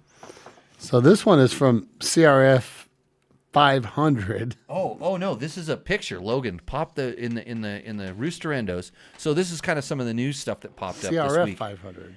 So this company in Italy, 2T. Go ahead and turn that on there. The CRF 500 picture. I don't think you have to drag it on there. You can actually just click on that logo or click on the eyeball right there. Well, so I had to change the picture. Oh, okay. So we have a picture on the screen right now of what looks like a CRF 450 with a 500 two-stroke motor in it. Modern perimeter frame with. It's a company over in Italy that's basically building a kit. So you take your CRF 450 R or X, split the cases, put their cases on it. They basically give you a crank, a cylinder, a two-stroke top end. You use all of your Honda four-stroke bottom end stuff. They seal up the crankcase, like they're supposed to, so it works. And you now have almost a Honda-built two-stroke. This thing that is wild. And actually, that's a wild idea. That's a really good idea. I mean, I've heard of this before. There's the company that BRP is it BRP BPR? The other one that makes. I rode one of those the other day. A friend of mine, Kelly Whipple, has one, and I'd ridden it before. It ran like crap. He never twisted the throttle like I did, and I rode it and the twisted the throttle, and I was like, uh-oh. They went back to the mapping machine and got it all mapped out right. I rode it the other day. Holy crap. Like it's a KTM 300 with a 500 cylinder on it. And it's the same thing. It has cases, crank, piston, all the stuff. What a buttery smooth bike that was. Really? But this is kind of a similar thing. I believe it's essentially about a $9,000 kit. So not cheap. You probably got to supply the CRF. And you supply your Honda. Yeah, I think the bike, I remember looking at it in euros. I quickly glanced at the pricing and stuff like this. But what a cool idea. Logan, throw the other picture up. You can kind of see the parts that are up there. But it looks Sano. It looks really, really factory. So I guess you got electric start and things like that too. Yeah, it keeps the electric start. It keeps it's All using water- it's water using cooled. it's using the Honda ignition. It's water cooled. It uses an electric pump though, so it instead of using the crank driven pump, it uses an electric pump, and it basically they give you an ECU, so it uses a stock ignition, and then they've mapped out an ECU to do all the work. So it's fuel injected. You're using your You same. need an ECU to work double time. You know that. Yeah, you're using your Honda fuel injection setup and stuff like that. No shit. Yeah. I think this is really cool. It Cool. comes with a nice That's super cool. hand cone pipe, but yeah, Look at that. That's amazing. yeah, pretty cool Well, I never even thought that was possible. Really, operation. So but- Now, do they must have? Does Honda still have? Or do they got the crankcases? you have a hard time. So they were really popular for remanufacturing a lot of Honda parts. I know those guys. Yeah, I've seen some of their and so- aluminum frame conversions and stuff like Yeah. that. They do really. It's a company called Thomason Racing. It's TOMASIN Racing. So there's Okay. the should I info read this if you're about into them? it. No, it's just a lot. That's a lot of their marketing speech. Yeah. Okay. I think they want me to be their importer. I think it would be cool, but I don't really want a job. I mean, no. There's too many floors. Too- to lay. I can lay responsibility floors and houses, and then I can wash bikes and try to get XR650 started. By the way, my XR650 runs like a top right now. If you want to seen it buy out it, there looking- thing is looking- cherry. clean. Yep, and JimmyLewisOffroad.com is putting out a schedule for our classes this week. So Yay. sign up for the newsletter so you can get that answered. And the question is it counterbalanced? On this thing? On that thing. Yeah. Oh, I yeah, think the it would- four-stroke is. The four-stroke Well, is, so I probably, imagine yeah, that the two-stroke is too. So there's videos of it running on their website. They're racing around a track. Sounds pretty crisp. Sounds pretty good. So all good. What's the next question? That we did that one. Oh, is that the one we did? Right.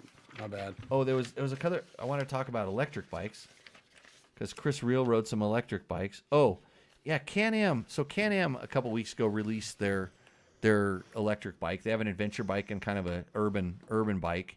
And I know we've had Jason Abbott, who's their three-wheel media market guy, on the show before. And so I went and kind of watched their presentation, and it was just, hey, look, here's what we've got. They're very much still prototype stage, so much so that when I kind of asked about range and weight, they were saying to be determined. But I'm kind of expecting that you're going to see those bikes in production in about a year. And then and it's kind of, when you see a company like BRP, which is Polaris, and I mean They're big. I'm They sorry, make no, planes I'm sorry, and boats. Can-Am and Bombardier and all the Can-Am different motorcycle stuff. When you see a company like that getting into it, they feel like there's a big market in this, and that just kind of lends a lot more credibility to these companies. Like They just released an electric surfboard that's pretty sweet. like Sur. Oh, because they make boats too. Lots Yeah, of a lot of boats. Yeah. More So- jet skis than anybody probably. Yep, and so they know how to make vehicles, and they're definitely getting into this electric mobility stuff.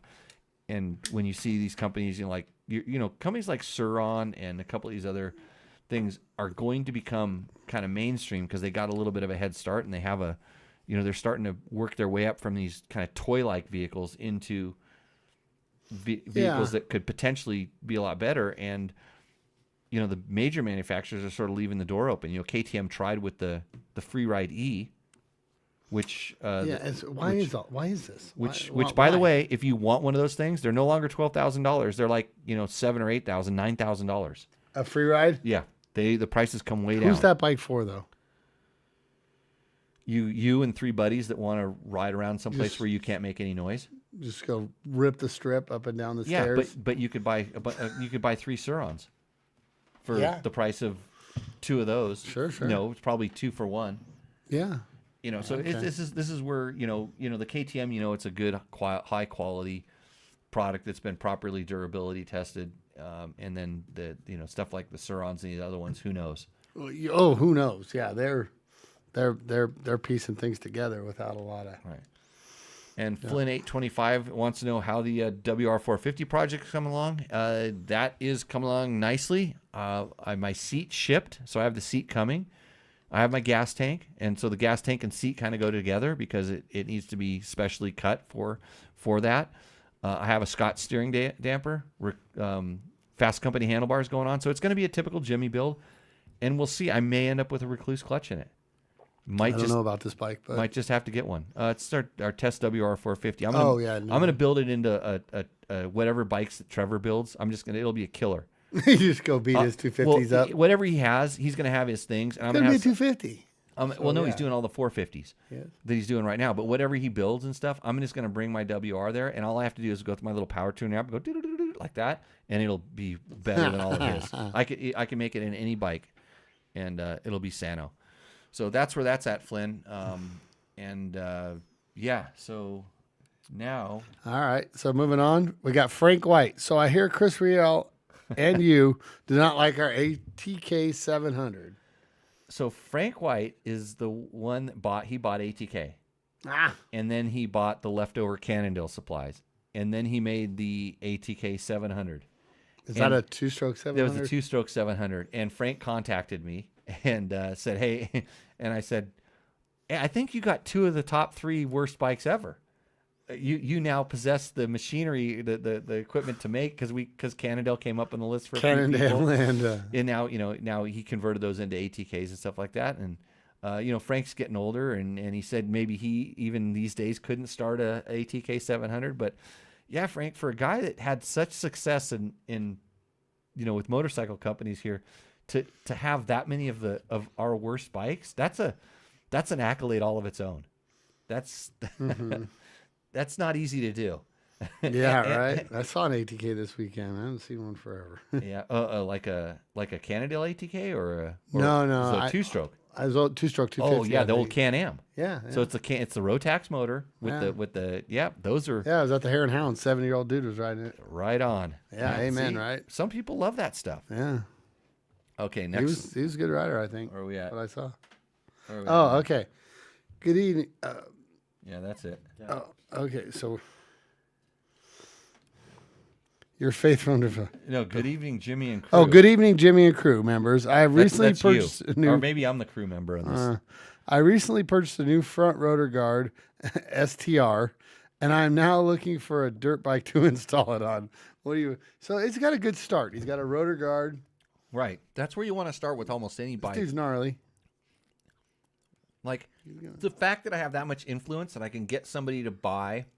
See, I'm an influencer, YouTube. I mean, Instagram or whatever. I'm gonna actually, That's Bill Hall, by the way. Yeah. Yeah, I can influence somebody to buy a front brake rotor protector because they hate me because they're just doing it to spite me, and then they're gonna buy a bike to put it on. What bike should he put it on? There's no doubt, an ATK 700.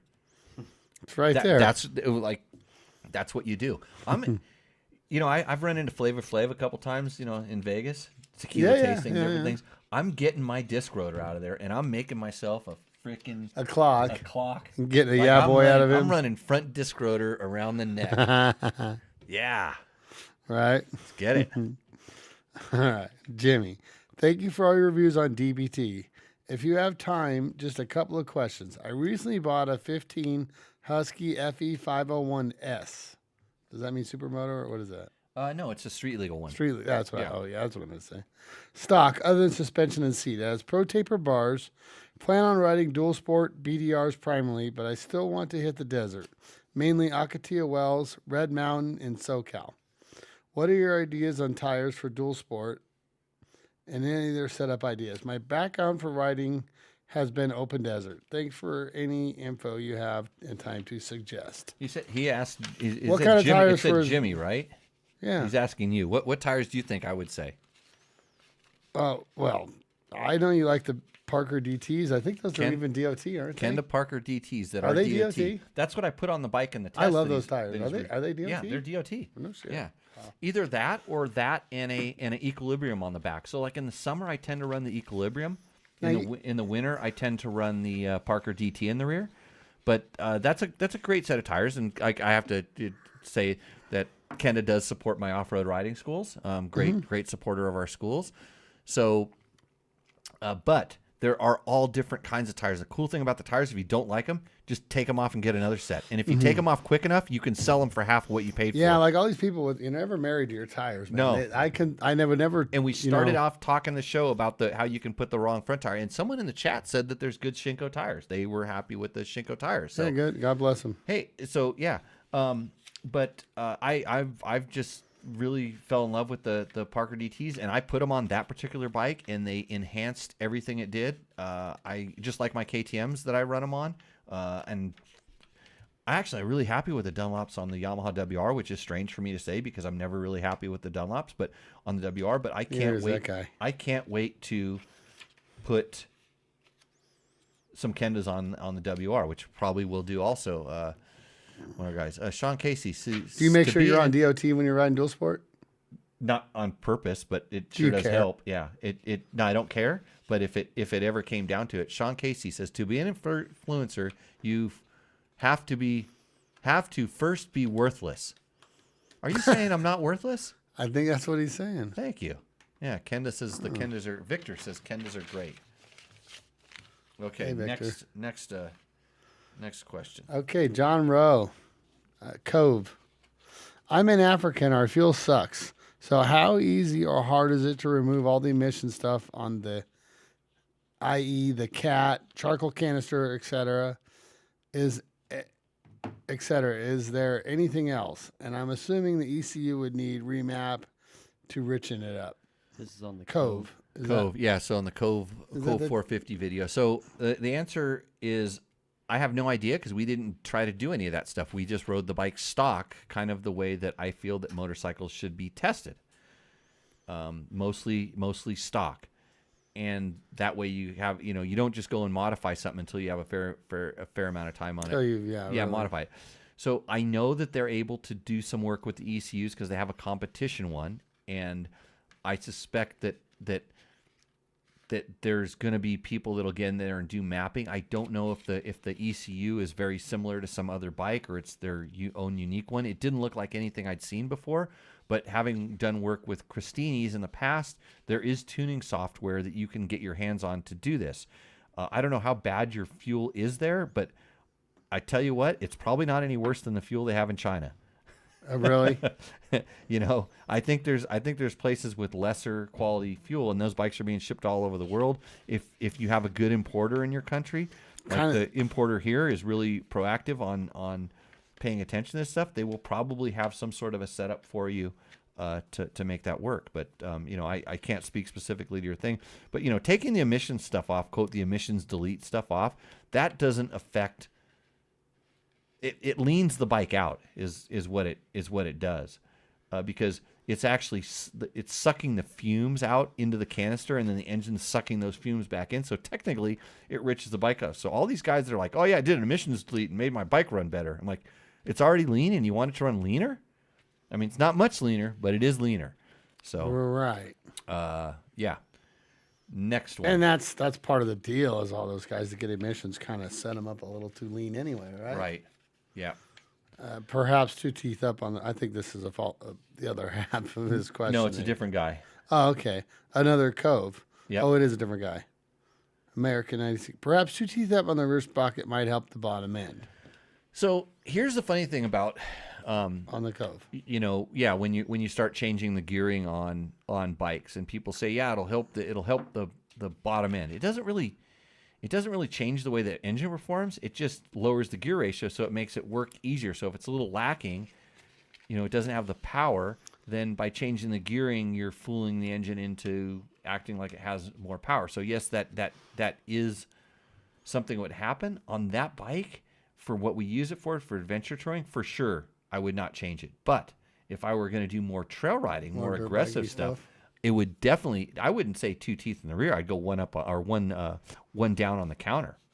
That big of a change. Yeah, at least three Be teeth. closer At to least three teeth on the rear. Yeah, and maybe even more. Maybe even one on the counter and one or two on the rear, because really kind of narrow it back up. But the motor, like I said, the motor is like a 350. It's not super spectacular, and it's funny because I still remember some dig dongs on one of those influencer people, like talking about how the bike had too much power and was too snappy, and I'm like, what? What are you comparing it to? So Yeah, but anyways, a KLR 650. yeah, Anyways, those things will tear your arms out. yeah, took one stroke at a time. Okay, I like this guy's name. Taiwan on 1614. Okay. The typical GPX bike is for 2016 KTM frame. WP Showa suspension outside. What? But other brand internals and Honda wheels, brakes, sprockets, etc. Those NC motors are reliable too. I like this name. Everything after that. What is this guy talking about? Well, he knows. He's kind of on point there. He's just pointing. He's pointing just some naming out. stuff. Hey, I'm glad that they're putting comments on our posts because they. What they, is a they, GPX they rate bike? better. GPX is the importer for the Cove. Oh, Yeah. okay. I better learn about that bike. It's like a lot of those things, and all those factories in China are all producing the same. You know, it's like they're producing a lot of the same stuff and different things. You throwing shit at me, Logan? No, Did you fall? more slack. Did you fall asleep and tip over there? No. Show's good tonight, huh? The 107 proof got Logan over there. Oh, just from the whiffs of it. I wouldn't count Oh, on that, but When we weren't looking. Yeah. Hey, do you have any new friends in the Vegas community with the first name of Officer? No. No? No, you're doing good? You're staying out of trouble? Good boy. That work will straighten your ass out. Okay. But yeah, no, I agree. And yeah, the NC motors, I don't know what NC, but what's a WP Showa suspension? Is it got one of each on? It's like a show on the outside, but WP-ish internals on the inside. But they that's what they do. It's like, I don't want to say they copy everything, but they copy everything. They do, and they piecemeal it all or whatever. They make it work, because that bike, like I said, I was frankly very surprised. Honda with wheels. It. Nah, they're not Honda wheels. They're shaped the same. Round. Yeah, they're round. Gotcha. Yeah. Okay, next one. All right, Mr. David Fuscher. My 2023 GPX FSE 250E. So this is the 254-stroke ish KTM ish knockoff WP Showa bike. Yeah. Okay. Has had the ignition cut out and put me on the side of the road about 7 times in 400 miles. I put on it. Seems to be heat related. All connections tight. Guess I'll start replacing the ignition boot, wires, plugs, and coils. Also do the stator. No, do replace the stator. This sounds, if it's heat related, it's what happens is, like, maybe the epoxy inside the stator isn't that good, and a wire wiggles and it causes a short or a fault. I've always just, when your symptoms, I would feel very comfortable replacing the stator, but keep going. Okay. Also have extreme fork stiction, but not from the seals. I don't know how I would be able to trust the Cove. It's funny that I always seem to get the bad one, while the YouTubers get the good ones. Oh, well. So, yeah, we got the good one. We got the same good one that everybody else Not rode. a lot of fork stiction? No, there was no fork stiction in this. So I would not be surprised if it's not the seal. So if you take the forks off and they slide individually nicely, check your axle and wheel Do you alignment. think he just pulled the dust covers down and thought he was taking the seals off? How do you test it without the seals? Well, you just move it. He just moved it, and he was trying to see if it was the seals that were sticking on the sliders. Just by pushing on it and moving it. Well, okay. Because have you ever had like really sticky fork seals? Yeah, go buy anything. 4CS forks, yes. 4CSs, or even like you go buy something with new KYBs. The first 10 minutes on those things. Yeah, they got it. Yeah, they got to break in. So, but I would be willing to bet that you have a misaligned front end, and that maybe there's some torque on the. It's not assembled properly. His, pinch bolts are bad. Maybe the pinch bolts. Check your pinch bolts, bro. Learn how to do that. Yeah, the way you're seating the axle is not proper. Maybe the disc is not necessarily. This is the kind of stuff that you will get with.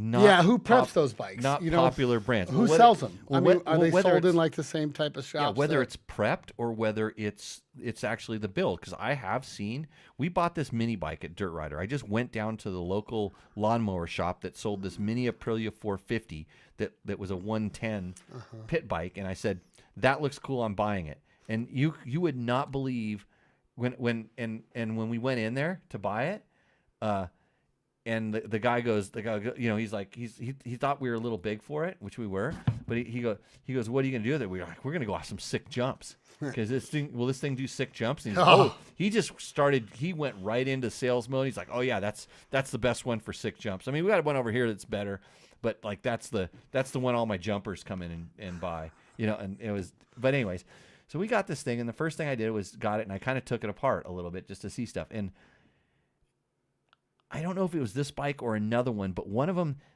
actually the disc rotor was installed on the other side of the pads. So gotcha. So the pads were on pins, and it was actually pinching on the pad holding. The two pads were next to each other. Then the disc rotor, then the caliper.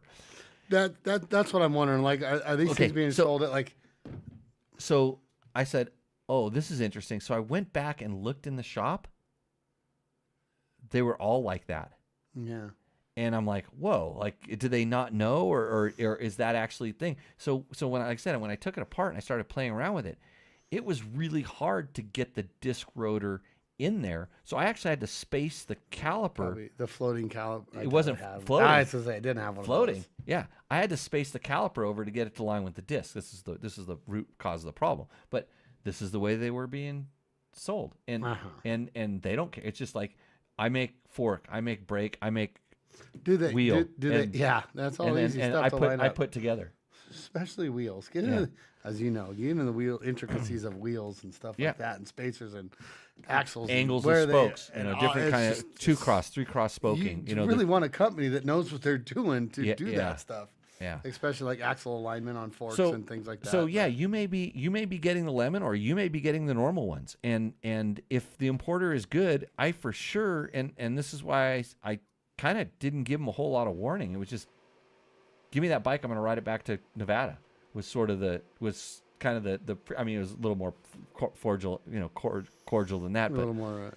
But you know, I'd seen the bike had been around, but you're going to start seeing it real soon, because a lot of customers are buying them. There's a lot of people that are really happy with them. A couple of people have a few questions, because I pay attention a little bit on the forums, just because I want to see where this goes. But you may have got the bad one, but man, I tell you what, when I went to some of the shows, and there's, you know, the Asian bike pavilion, and you walk through there, and there's 5 versions of the same thing with different names on them, names and colors. Yeah, it's and you look at it closely, and you go, oh, this guy cheaped out on the plastic, because his plastic's like 1 millimeter thick, where the other one's 3 millimeters thick. Yeah, and just and they can probably order them that way, or that's just what you get. I don't know. It's not like a Honda or a Yamaha or Kawasaki or a Suzuki or a KTM that have been around for a long time, and they depend on their reputation. And it looks, from my impression, Cove specifically, I don't know about the other GPX products, their mini bikes sometimes are a little bit sketchy, but they got better at it. And yeah, everybody's getting better at that. They have to, just to survive. They have to, and I mean, you have to learn on.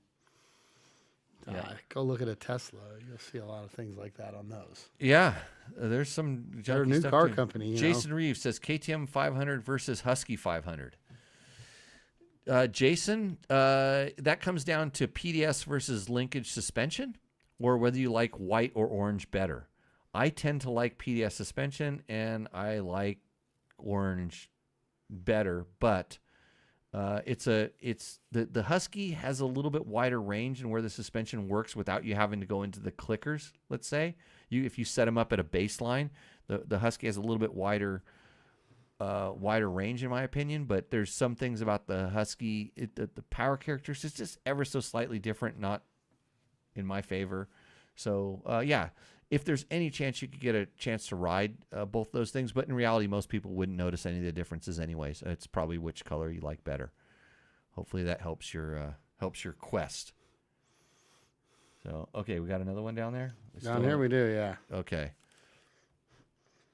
So if you're wondering how we do this show, basically if you comment in our YouTube videos, comment on the things, send us an email. It's really not that hard to figure out our emails here. Let us know if you have a question we can answer, or just get in the watch the show when it's live, and you can chat and the question, and we answer it straight away. Somebody said, look, it popped up. Asher Lito. I have no idea how there is no USA-made dirt bike company and how low volume, high margin dirt bikes are. You would think a company would come along. Cannondale tried it. Try manufacturing anything here. See what payroll. This is absurd. Yeah. It's all absurd to try to. We got every American company has a greedy partner. Yeah, yeah. It's called Uncle Sam. He's pretty Flynn, greedy. no, I've not ridden an Aprilia Touring 660. I talked to them about it, and they were, they were excited, but then they went down Influencer Boulevard. There was guys with more Instagram followers than me that got to ride those things. That's why I need 20,000. Get your damn friends to subscribe to the YouTube channel and like us on the Instabook face things, Twitter, Grinder, whatever we do. Okay. Back here? Yeah. Up from No Strength. What do you guys weigh? That's a personal question. I weigh 103 kangaroos. 103 kangaroos? Somebody weighed me in kilograms the other day, and it was. That's a lot. I used to 230. When I was racing, I think I was like 88 Corsa. kg or something. But actually I hit 190 the other day. It went down. Yeah, dropped 10. I'm actually headed the right way, but we'll see how it goes. Yeah. Now, YZ85? What's your height? Oh, that's a personal question too. What are we doing here with these? Come on, I'm 9.5 toes tall. 9 and 3. 9.5 toes tall. 5'8" and 7/10. I don't know. No. I thought you're missing a toe and a half, not just half. Well, I'm missing a toe and half of a finger, part of a finger and a most of a toe, but that doesn't affect my height. I don't know. If he's asking how high you should be for a YZ85, I think you need I can ride one. I can rip around one of those things. Yeah, not me. Yeah. No, I've been pretty I well. don't I fit got on it. getting that low boy scrunch thing. That's why I was like, you can't ride. Surons and all those are cool, but they're basically the size of. I want to get one so I can just see how long it takes to break in half. Because some of these frame designs, the on these forks, things, are it just bend. You the won't forks. make it 10 minutes. Hey, but they have a cool coating on them. Yeah, that's funny you say that. Yeah, they are coated. You wouldn't make a set of forks wouldn't last you 10 seconds. Yeah. You broken one yet, Logan? You don't have one. No. You haven't broke your friends? No. They won't let you ride it. He hasn't ridden much. Yeah. Just one wheel guy. I don't like how they're like They're too seat high or something. If you Yeah. ride dirt bikes, they come they're in the air really and stink buggy feeling. No, it's just like they just found a motor and welded Yeah, a frame around it. And they did not. The geometry guy skipped that day. it's funny. I'll 'cause be dead I've- honest. I'm not saying you can't ride them. That people are. That's obvious. Yeah, out of curiosity, I watched some of these electric bike review They're guys. horribly and, uncomfortable, though. And yeah, these guys that it's like, have you ridden dirt bikes? And I think a lot of them have come in from mountain bikes. They were kind of in the mountain bike scheme of things, and they just kind of converted over, and they're just talking about these things like, man, how shitty did your mountain bike handle? So Yeah, how darty was that thing? okay, we're gonna get pretty quick. All right, let's roll. We're gonna get pretty quick here. We'll probably stop at the end of the Cove questions, or no, we're already past them because we got to do Rooster Endo. WR450F Total Glitch asks, can you ride these on the road at 65 miles an hour for 30 miles without consistently rebuilding the engine? Well, I don't like rebuilding the engine while I'm going 65 miles an hour on the highway. So I would say that the answer is yes. You can. That's pull- nothing for that motor. no. They're That is so nothing overbuilt. for that. No, I would ride it 90 miles an hour for an hour and a half, and that would still not be full throttle, by the way, because it goes like 102. I know this because I did it the other day, or at least one with a slip-on exhaust and the tuned ECU. I did it for 7 or 8 minutes on the dry lake bed just to do it for the heck of it. But But that's okay. nothing for that motor. So we're it'll do that for hundreds of hours. Yeah, we're gonna swing over to we're gonna switch gears and go into Rooster Endo. Let's do it. So I think this is the first Rooster one. Endo. We got to get because someone, and this is what you got to get. This is So- okay. Logan, you gonna find that? You got to put up the DRZ 400. Yeah. I think it's 05. Asher's photo. Oh yeah. There we go. All right. 05 Zook DRZ 400S. What's his name? Is this Asher? Is it? I don't have it. Oh boy, he sent me some emails. He was really wanting to make sure we got this. Is that one the in here. picture right there? That's the picture. Okay. It's a pretty Sweet view. mountains. I think this is also a resubmission. To be honest, It with is, you. yeah. We've seen this. He said he's before. added a bunch of stuff to it. Okay. He's got Race Tech Springs.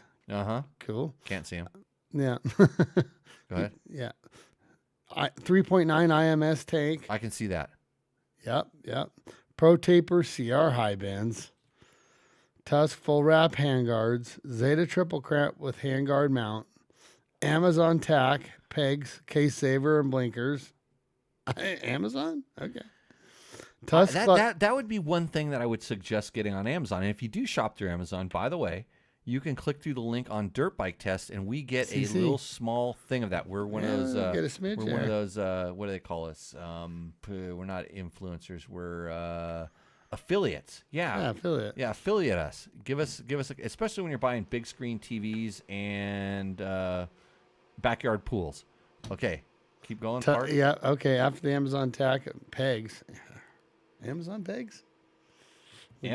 Amazon pegs. Yeah, foot pegs.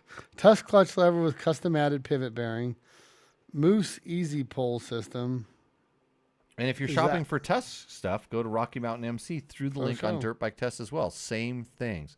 Oh, wow. Mark just straight went to Endo. He haven't even got to the end of the list yet. Keep going. Yeah. Tusk high performance clutch. Backup kickstart. New left radiator. I guess that means... There was a little tip over involved. You know, Bulletproof Designs makes radiator guards. I don't know if they make them for this particular DRZ. They probably do because they've been around forever. Oh, nope. He got smart. He got Flatlands. Oh, Flatland radiator racing. guards and skid plate. That's okay. But I would go with Bulletproof Designs because they are a sponsor of the show. Re-welded the frame, which means it broke once and then bad weld. What is he doing with that thing? He's shredding, bro. Yeah. He's a shredder. Electrical tape numbers. He putting up hashtag 711 on there. Custom license plate holder by the president of San Diego Off-Road Coalition. So there's one more line there. And he also says if you are in... P.S. If you live in SoCal, join San Diego Off-Road Coalition. Your membership helps open new trails. Yes. Love to hear that. So I'll drink to that. So it's Asher Petkevich. Asher Petkevich. So I'm gonna... That's a pretty picture. And in Rooster Endo, we do like to see the bike. Yeah. And I'm seeing a lot of ass. Do you get a feeling this guy rides a lot, though? I don't really know why I could say that, but I feel like this guy rides a lot. I think he rides a lot, yeah. And I don't necessarily love his bike setup, his but tires are worn out. I mean, but you know, he's got a DRZ. He's mobbing the thing for sure. Yeah. I mean, if he's breaking frames and doing that stuff, tires are worn out. It's a pretty picture. It looks like he's end of a nice day. Cool area for sure. Yeah, Up Mountain High. Yeah, up on a nice gravel road up there. I got a feeling that guy rides a lot, which that's the real secret. 13,000 miles off road. Oh, I didn't see that. So it's Asher Lido. So that's his. 13. That's a lot. Stage name. Yeah, that's a lot. How do I have those feelings about these guys? I don't know how I know. I know. I want to see the. Here. I want to see more of the bike, but maybe he's trying to catch some of the reflection off the gas tank there, on the side. Numbers. I'm gonna say for 13K miles that thing roosts because. Okay, anything you ride like that. I'm gonna go with Roost also. Yeah. I even though Mark purely because he rides it, right? Yeah. What's our next guy? We got Michael Thompson, 2012 WR450F Tour of Idaho Special. He calls this one. He named it after Trump's girlfriend, Stormy. Stormy. Yeah. We got flex bars on it. Love that. Impact pegs from Fasst. Same people that make the handlebars. Yep. Seat concept seat. Looks like Rocky Mountain ATV Tusk wraparound handguards. Kenda Parker DTs. Trail Tech. He's lying. That's not a Parker on the front. It's not. No, totally it looks like a Pirelli or a Michelin. Yeah, it's totally not it. Okay. Yeah, I think that's the first thing you spot about Kenda. I think he's going for. That front tire's weird looking. Oh yeah, it looks like little erasers. You spot it. Yeah, I think he's buttering. He's buttering us up, trying to throw down a couple of my. He sponsors. is. He's throwing down some stuff here. Okay, where do we go? We got a Trail Tech Voyager Pro with a fan kit. With a fan kit. Well, The Trail Tech Voyager Pro and the a fan kit. Yeah. I'm like, are oh, you? it does say and. My bad. Hey, he needs to go take the Trail Tech Voyager survey, which I'm going to go ahead and throw up in the chat. If you're listening right now and you want to influence the future of, I'll do it. You'll do it. Logan's going to do it for me so I can pay attention. Okay. Trail Tech is looking for some feedback on GPS units, and you could win $500. And if you win $500, since I told you about it, I would like a small portion of that money so that I can afford to buy more whiskey, bourbon, because Jimmy's going to drink this thing dry by the time we get done with this list. Keep going. Yep. I don't work for free. A Wolfman fender and headlight bag. What's a headlight bag? It's a bag that flops over the top of your headlight. That is the one thing I'm not loving. Really, I like to put them on the other side, but I only like to carry like my registration in there because that is a really high. It's almost as bad as a tank bag. It just doesn't hit you in the nuts. Yeah. What do you put in there? A jacket. Yeah. A windbreaker. Yeah, something light, huh? Right. You'd feel it kind of weirdly if it was too heavy, huh? Oh yeah. Well, like remember those Cherbys gas tanks that bolt onto your front Yeah, I do plate? remember that. I never used one, but they weren't long lived. Giant loop saddlebag and gas bags. So, yeah. Yeah, on the WR, that's a big problem is the fuel capacity. They got the backwards motor, right? No, he's on the forward motor still. Oh, okay. So gas tank in the kind of traditional spot on that. Yep. Okay. Thumper Jockey 3000 lights. I can't see them, but I don't know what those are. Probably good lights, right? No idea. It sounds like Amazon. I was gonna say there's not like a. That's our list. Well, cool bike. Is it a Tour Idaho special? It's Tour of Idaho special, and if you're doing Tour That's what Idaho, he you called definitely have to carry a lot of gas on that particular bike. His license plate looks like it's a cooking tray on the back fender. I think that's what's up there. Or maybe that's part of the rack. No, I think that's the fender, and then the mount's actually pretty low. Well, yeah, the thing's up there. That was a very confusing year for the Yamaha WR450. I actually have one of those bikes. It's my DJ Rodney O bike. That's what that's what that is. It's one of those. Yeah. Yamaha's always made a good motor. It's the 5-valve I was gonna motor. say that motor runs really good on the DJ XR 500. Yeah. And so, nice. It's a nice, pretty picture, except he dropped your gloves on the ground. And so he's probably going to hop on there and he's going to wonder in 3 miles why his hands are cold. No, he just doesn't have media gloves, man. He had to had to abandon those things. Yeah. And he probably he's riding with his buddies and they're all hauling ass and he had to get off and take a photo and he just did it really quick. Can you tell where he's at? You've ridden everywhere. Where would you call that? I want to say that's well, of course he said Tour of Idaho. I want to say that's it's one mountain range to the east of Sun Valley. No, that's amazing, right? Yeah, it's just where it feels like Tune in, folks. to me. But your photo is backlit in a very improper way. I don't get to see the shine of the bike. Did he talk about his grip tape on the frame? Sell his grip tape on the frame? I was going to say there's grip tape on the frame or those some guards or something. Sticky pads, yeah. And kind of, what about that chain? It look adjusted right? It's a gold chain. What else matters? It can swing low. It's not sagging. Yeah. It's good. Yeah, I like the Tour Idaho bike. I'm going to go with I hate to it's purposeful. It's very, very purposeful, and the photo is pissing me off because see, people would send me pictures like this when I was at the magazine. They're like, "Why didn't you put my picture in there?" Because the picture looks like shit. Excuse my French. I mean, but it's not lit. I know you can't carry strobes around. And I know you got to catch back up to your buddies after this. That is not a Parker DT on the front, is it? No. Is it? No. No. Definitely it just doesn't have the right shape. It's weird on the side, unless all the center knobs are gone. No. Logan, can you zoom in on it? I can see it. It's not. Yeah. Nope. No. Michelin, maybe.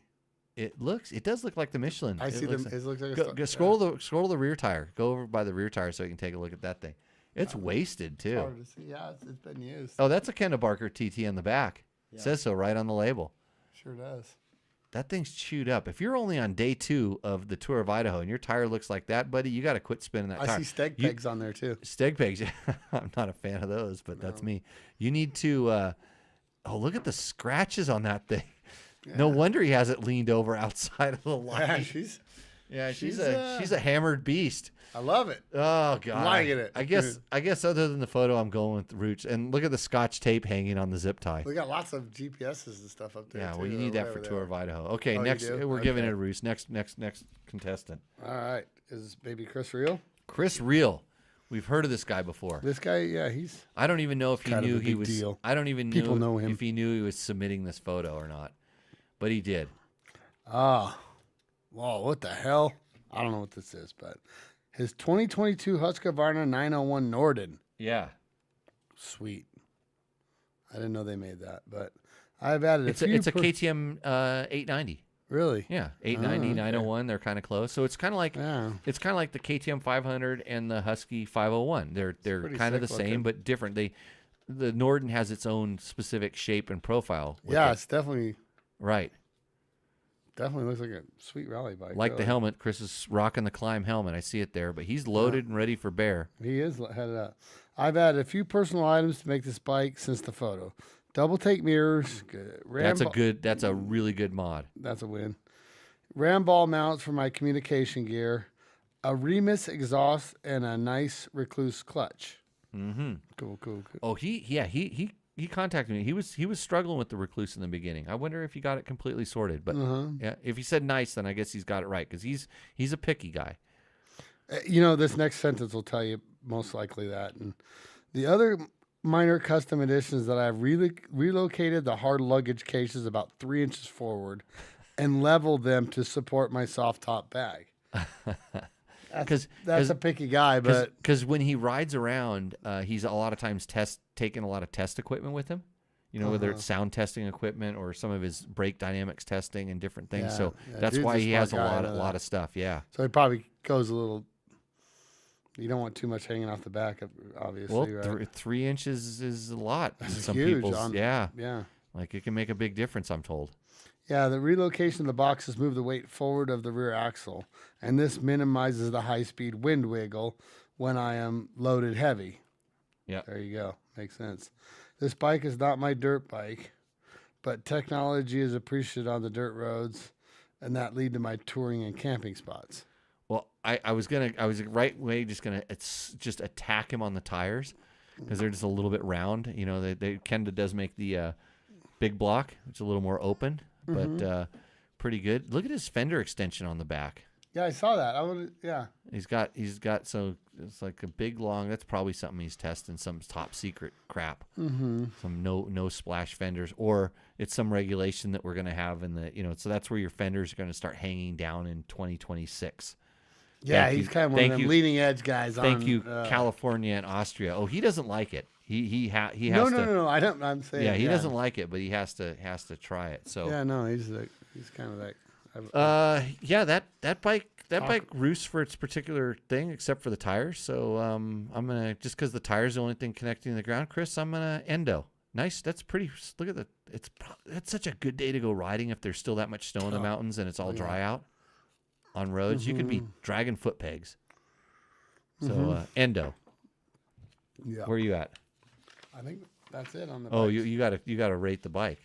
Oh, where am I on it? Yeah. I love that thing. I like that. I honestly didn't even know I never know Husky made a bike that looked like that. You're just a dirt bike guy.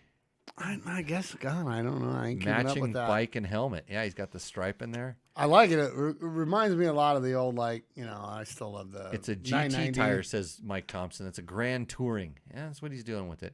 I just have to be mean. Looks like a pretty. Logan, what do you think? Any bike that looks like an old Dakar bike, I'm all in on. It does have that Lucky Strike Kajiva shape to exactly. it, Like the old. Exactly. Yeah, there's a picture of one of those in the picture that Ryan handed you that's right above your head. The one that Day Laporte is on the Albatross. Yeah. Yeah, that's that bike. Yeah, it does kind of have that bike. look to it. I like it. Oh, you can't see it in the thing because the turn off the chat thing. The upper right corner there. It's one of those things. Yeah, right up there. We just made it live on the screen. So if you're just watching now, you can see the picture. That's God. I feel bad for cutting off Ryan's artwork. Yeah, leave the chat He's off for a having little baby, while. you know. What? Yeah. Well, I don't know. How do you find this stuff out? Is that what social media is for? BFFs on Facebook. To announce your babies. That's probably why I didn't have any, because I didn't have social medias. So okay. Next one. Oh, that's the bikes.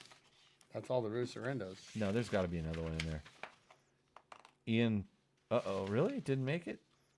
Ian Landis? Oh, this is Supermoto. I'll tell you what it's got. Okay. Got Supermoto wheels. Oh, this is a resubmit. It's a really short one. It's a really short one, right up. Rooster Endo. Maybe I deleted off the. Might have it. I'm not really sure what. Got some mag wheels on. He's just diving in hot for the. Got an FMF the exhaust $100 on it. Tech Talk. So this is a Taco Moto. By the way, Taco Moto and Tech Talk Taco Tuesday are two completely separate things. Tech Talk Taco Tuesday is my stupid idea, and the good idea that Mike Spurgeon had to invent Taco Moto in Las Vegas is a completely separate thing. So, we got a 2-stroke Supermoto, right? No, it's just a 4-stroke with a big giant header on it. Oh God. Okay. So he's leaning Yeah, it it. is a 4-stroke. He has a kickstand, but he's leaning it on the gas pump. That thing's lowered. The forks are sawed off. But he's got an adjustable kickstand. Yeah. And, I see that. and mag wheels, and he's parked next to the diesel pump. Good on him. Is that a carbon fiber gas tank? I think it is. Oh, I think you're right. All kind of low slungy type. Yeah. There's a lot to be That's an expensive bike. viewed on this Yeah, thing. the FMF titanium exhaust. But the fact that you would wreck it by putting Supermoto wheels on it, you know what could use an inertial damper on both ends? That bike. He could use the counter shocks on that thing for That thing, probably. sure. He's got mega front rotors on it. Probably a big, yeah. He needs duals on the front of that thing. That would make What it super is it? custom. Is that a Husqvarna? I would say so it by has that front fender. Has a linkage, yeah. It has a linkage, so it's hard. there to, you go, yeah. I think it's Looks like a Husqvarna front fender, I guess. So I'm going with I remember when he first submitted this, I liked the shark graphics. You remember that, Logan? Yeah. Yeah. I know Oh, But it was Enola Gay, it was a dirt bike. yeah, he could flip it. No, it was still a Supermoto, Oh, but but he he's could flip it really easy. and he didn't flip it. none of them He just do. sent the photo in Mm-hmm. at a gas station. If he would have got some hot chicks to stand next to it, I mean that bike's just got to be a full chick magnet, right? Look at Look Logan's at the bird looking legs at the in back, the back. picture for that, but they can't see Do that. We're seeing Supermotos this. need skid plates? They could see it. Oh, when you scroll it around like that, they can't see it when you move it on because you're showing it bigger to us. Yeah. Do Supermotos need skid plates? If you're going to be mobbing over the drainage culverts, I think so. Oh, yeah. Yeah, maybe when you're doing the stunt show out in the middle of the freeway, when you shut down the freeway, you're Yeah, doing when a you stunt show, start and popping wanna- over K rails. you go over the K rail, over the arm code to get on the other side. Yeah, I got you. He better have good grammar. What does Robert Lambert say that for? I don't know. What? Hand guards, I guess that's for if you crash, right? There's probably not a lot of trees on the street. Yeah, well, that's if you slide it down. You lay it down, right? Mark Daniels, I'm on the same page as you. It's a little bit on the endo thing. So it's just we're dirt bike test. It has the wrong tires. I'm sure that bike's sweet, but you're gonna have to call up Scott Hoffman and get some sympathy from him. Yeah, probably for the price of wheels and tires and lowering suspension and all that, you could buy like 2 really good used dirt bikes. Surons? Probably buy one of those. Those two. Those things are like all the weird stuff. They sell more new than or used than they do new. Yeah. So okay. They're like $9,000 to get them usable though. Yeah. Is that by all? the way? Anybody A out there Supermoto thinking you want to go mobbing a Suron? Huh? You're like $8,000 before that thing is Really? worthy. Oh, I don't. Yeah, I thought. Really, I didn't know this. I thought they were like $3,000. They look like a $3,000 pile of junk. Go buy a set of DVO forks, real hubs. All the pieces. If you ride, you will you're gonna break it. So Chris is defending his bike. He says, on the Nordic, if I change my tires and the hard case relocation, I can't evaluate the wind wiggle change. It's mostly a street bike, so hence I roosted him, just like the Supermoto bike. And at this point, I occasionally sees a dirt road. He says it's not serious ADV. He's honest. That's good. I like that. I mean, in reality, that's what most people do with their adventure bikes, in all honesty. And if I was going to do what Chris is doing, I would have rounder tires on my bikes as well. Yeah, I think that bike I would do I, that. I cannot keep myself from going down dirt roads that I shouldn't on my adventure bike. So I have to run knobbies on it, and that's why I ride it. Because if I'm just going to get from point A to point B, I end up driving a truck. So,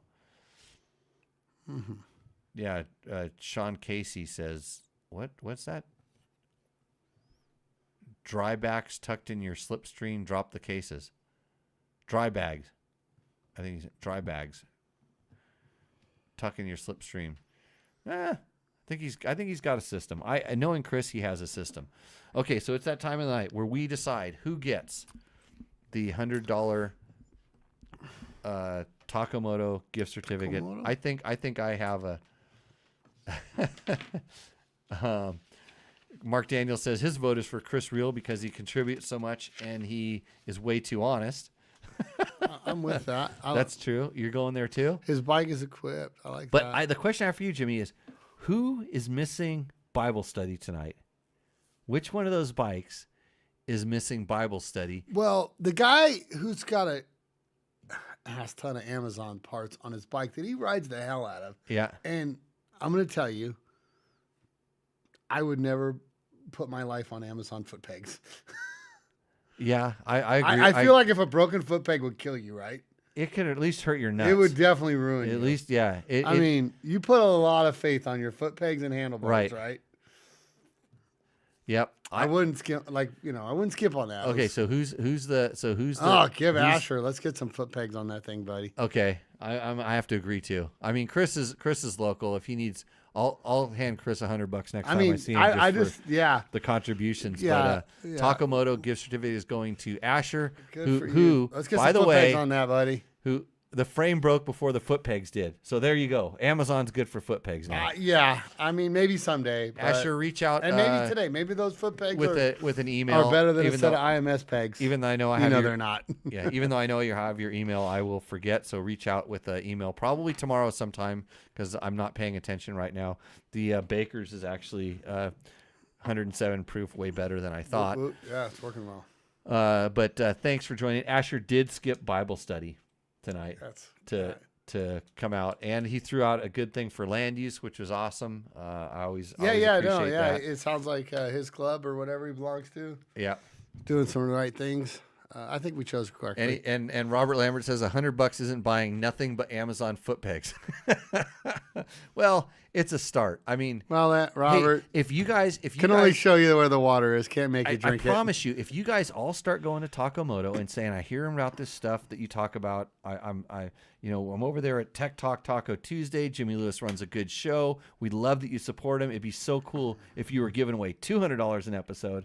Maybe this kind of stuff can happen. I'm not asking him to increase my little take over here, but if I can do something for you guys, that's what we're going to do. Hopefully we kept to a little bit of a format. I'm going to try to get more guests on this show.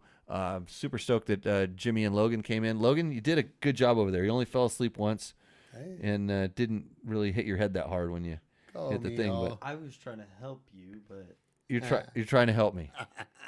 You've been trying to help me from day one, and actually it's come a long ways. I mean, people said that one guy said that you wasn't stoked on your performance on the show, so we moved you to producer. You're killing it over there, better than that other guy. Possibly. Just got to work on the back end. Getting it all. Have we decided who's doing that yet? Who's putting this up? We have no idea. This is the way I run my business. I let the insane people run the asylum. There you go. And it starts with me. So everybody, thanks a lot for joining in. Support us. Again, our sponsors are Yamaha, Takamoto, Scott Sports, Climb, DDC, Trail Tech, and Fasst Company. If you are shopping for those companies, let them know you heard about it here, or at least we had some effect on you. Or, man, if you just say, The only reason I'm buying this damn product is because you support that stupid show that I listen to once a week. We do really appreciate it. And if you have any questions, put them in the chat. Even if you're listening to this on the social platforms, let us know. We will do our best to answer all of our questions, and we're here to make your ride better, right? Better. Yeah. Okay. Anything else, Logan? Not for me. Not for you. And Jimmy, you're all good. I'm great. Good Fantastic. Good thing Logan's Had a lot of fun. Good things Logan's driving home. Got nothing better than having a kid that can't drink drive you around. Yeah. God, it's So, fantastic. okay, everybody. Until next week, we will see you catch on the trail. Cheers. guys.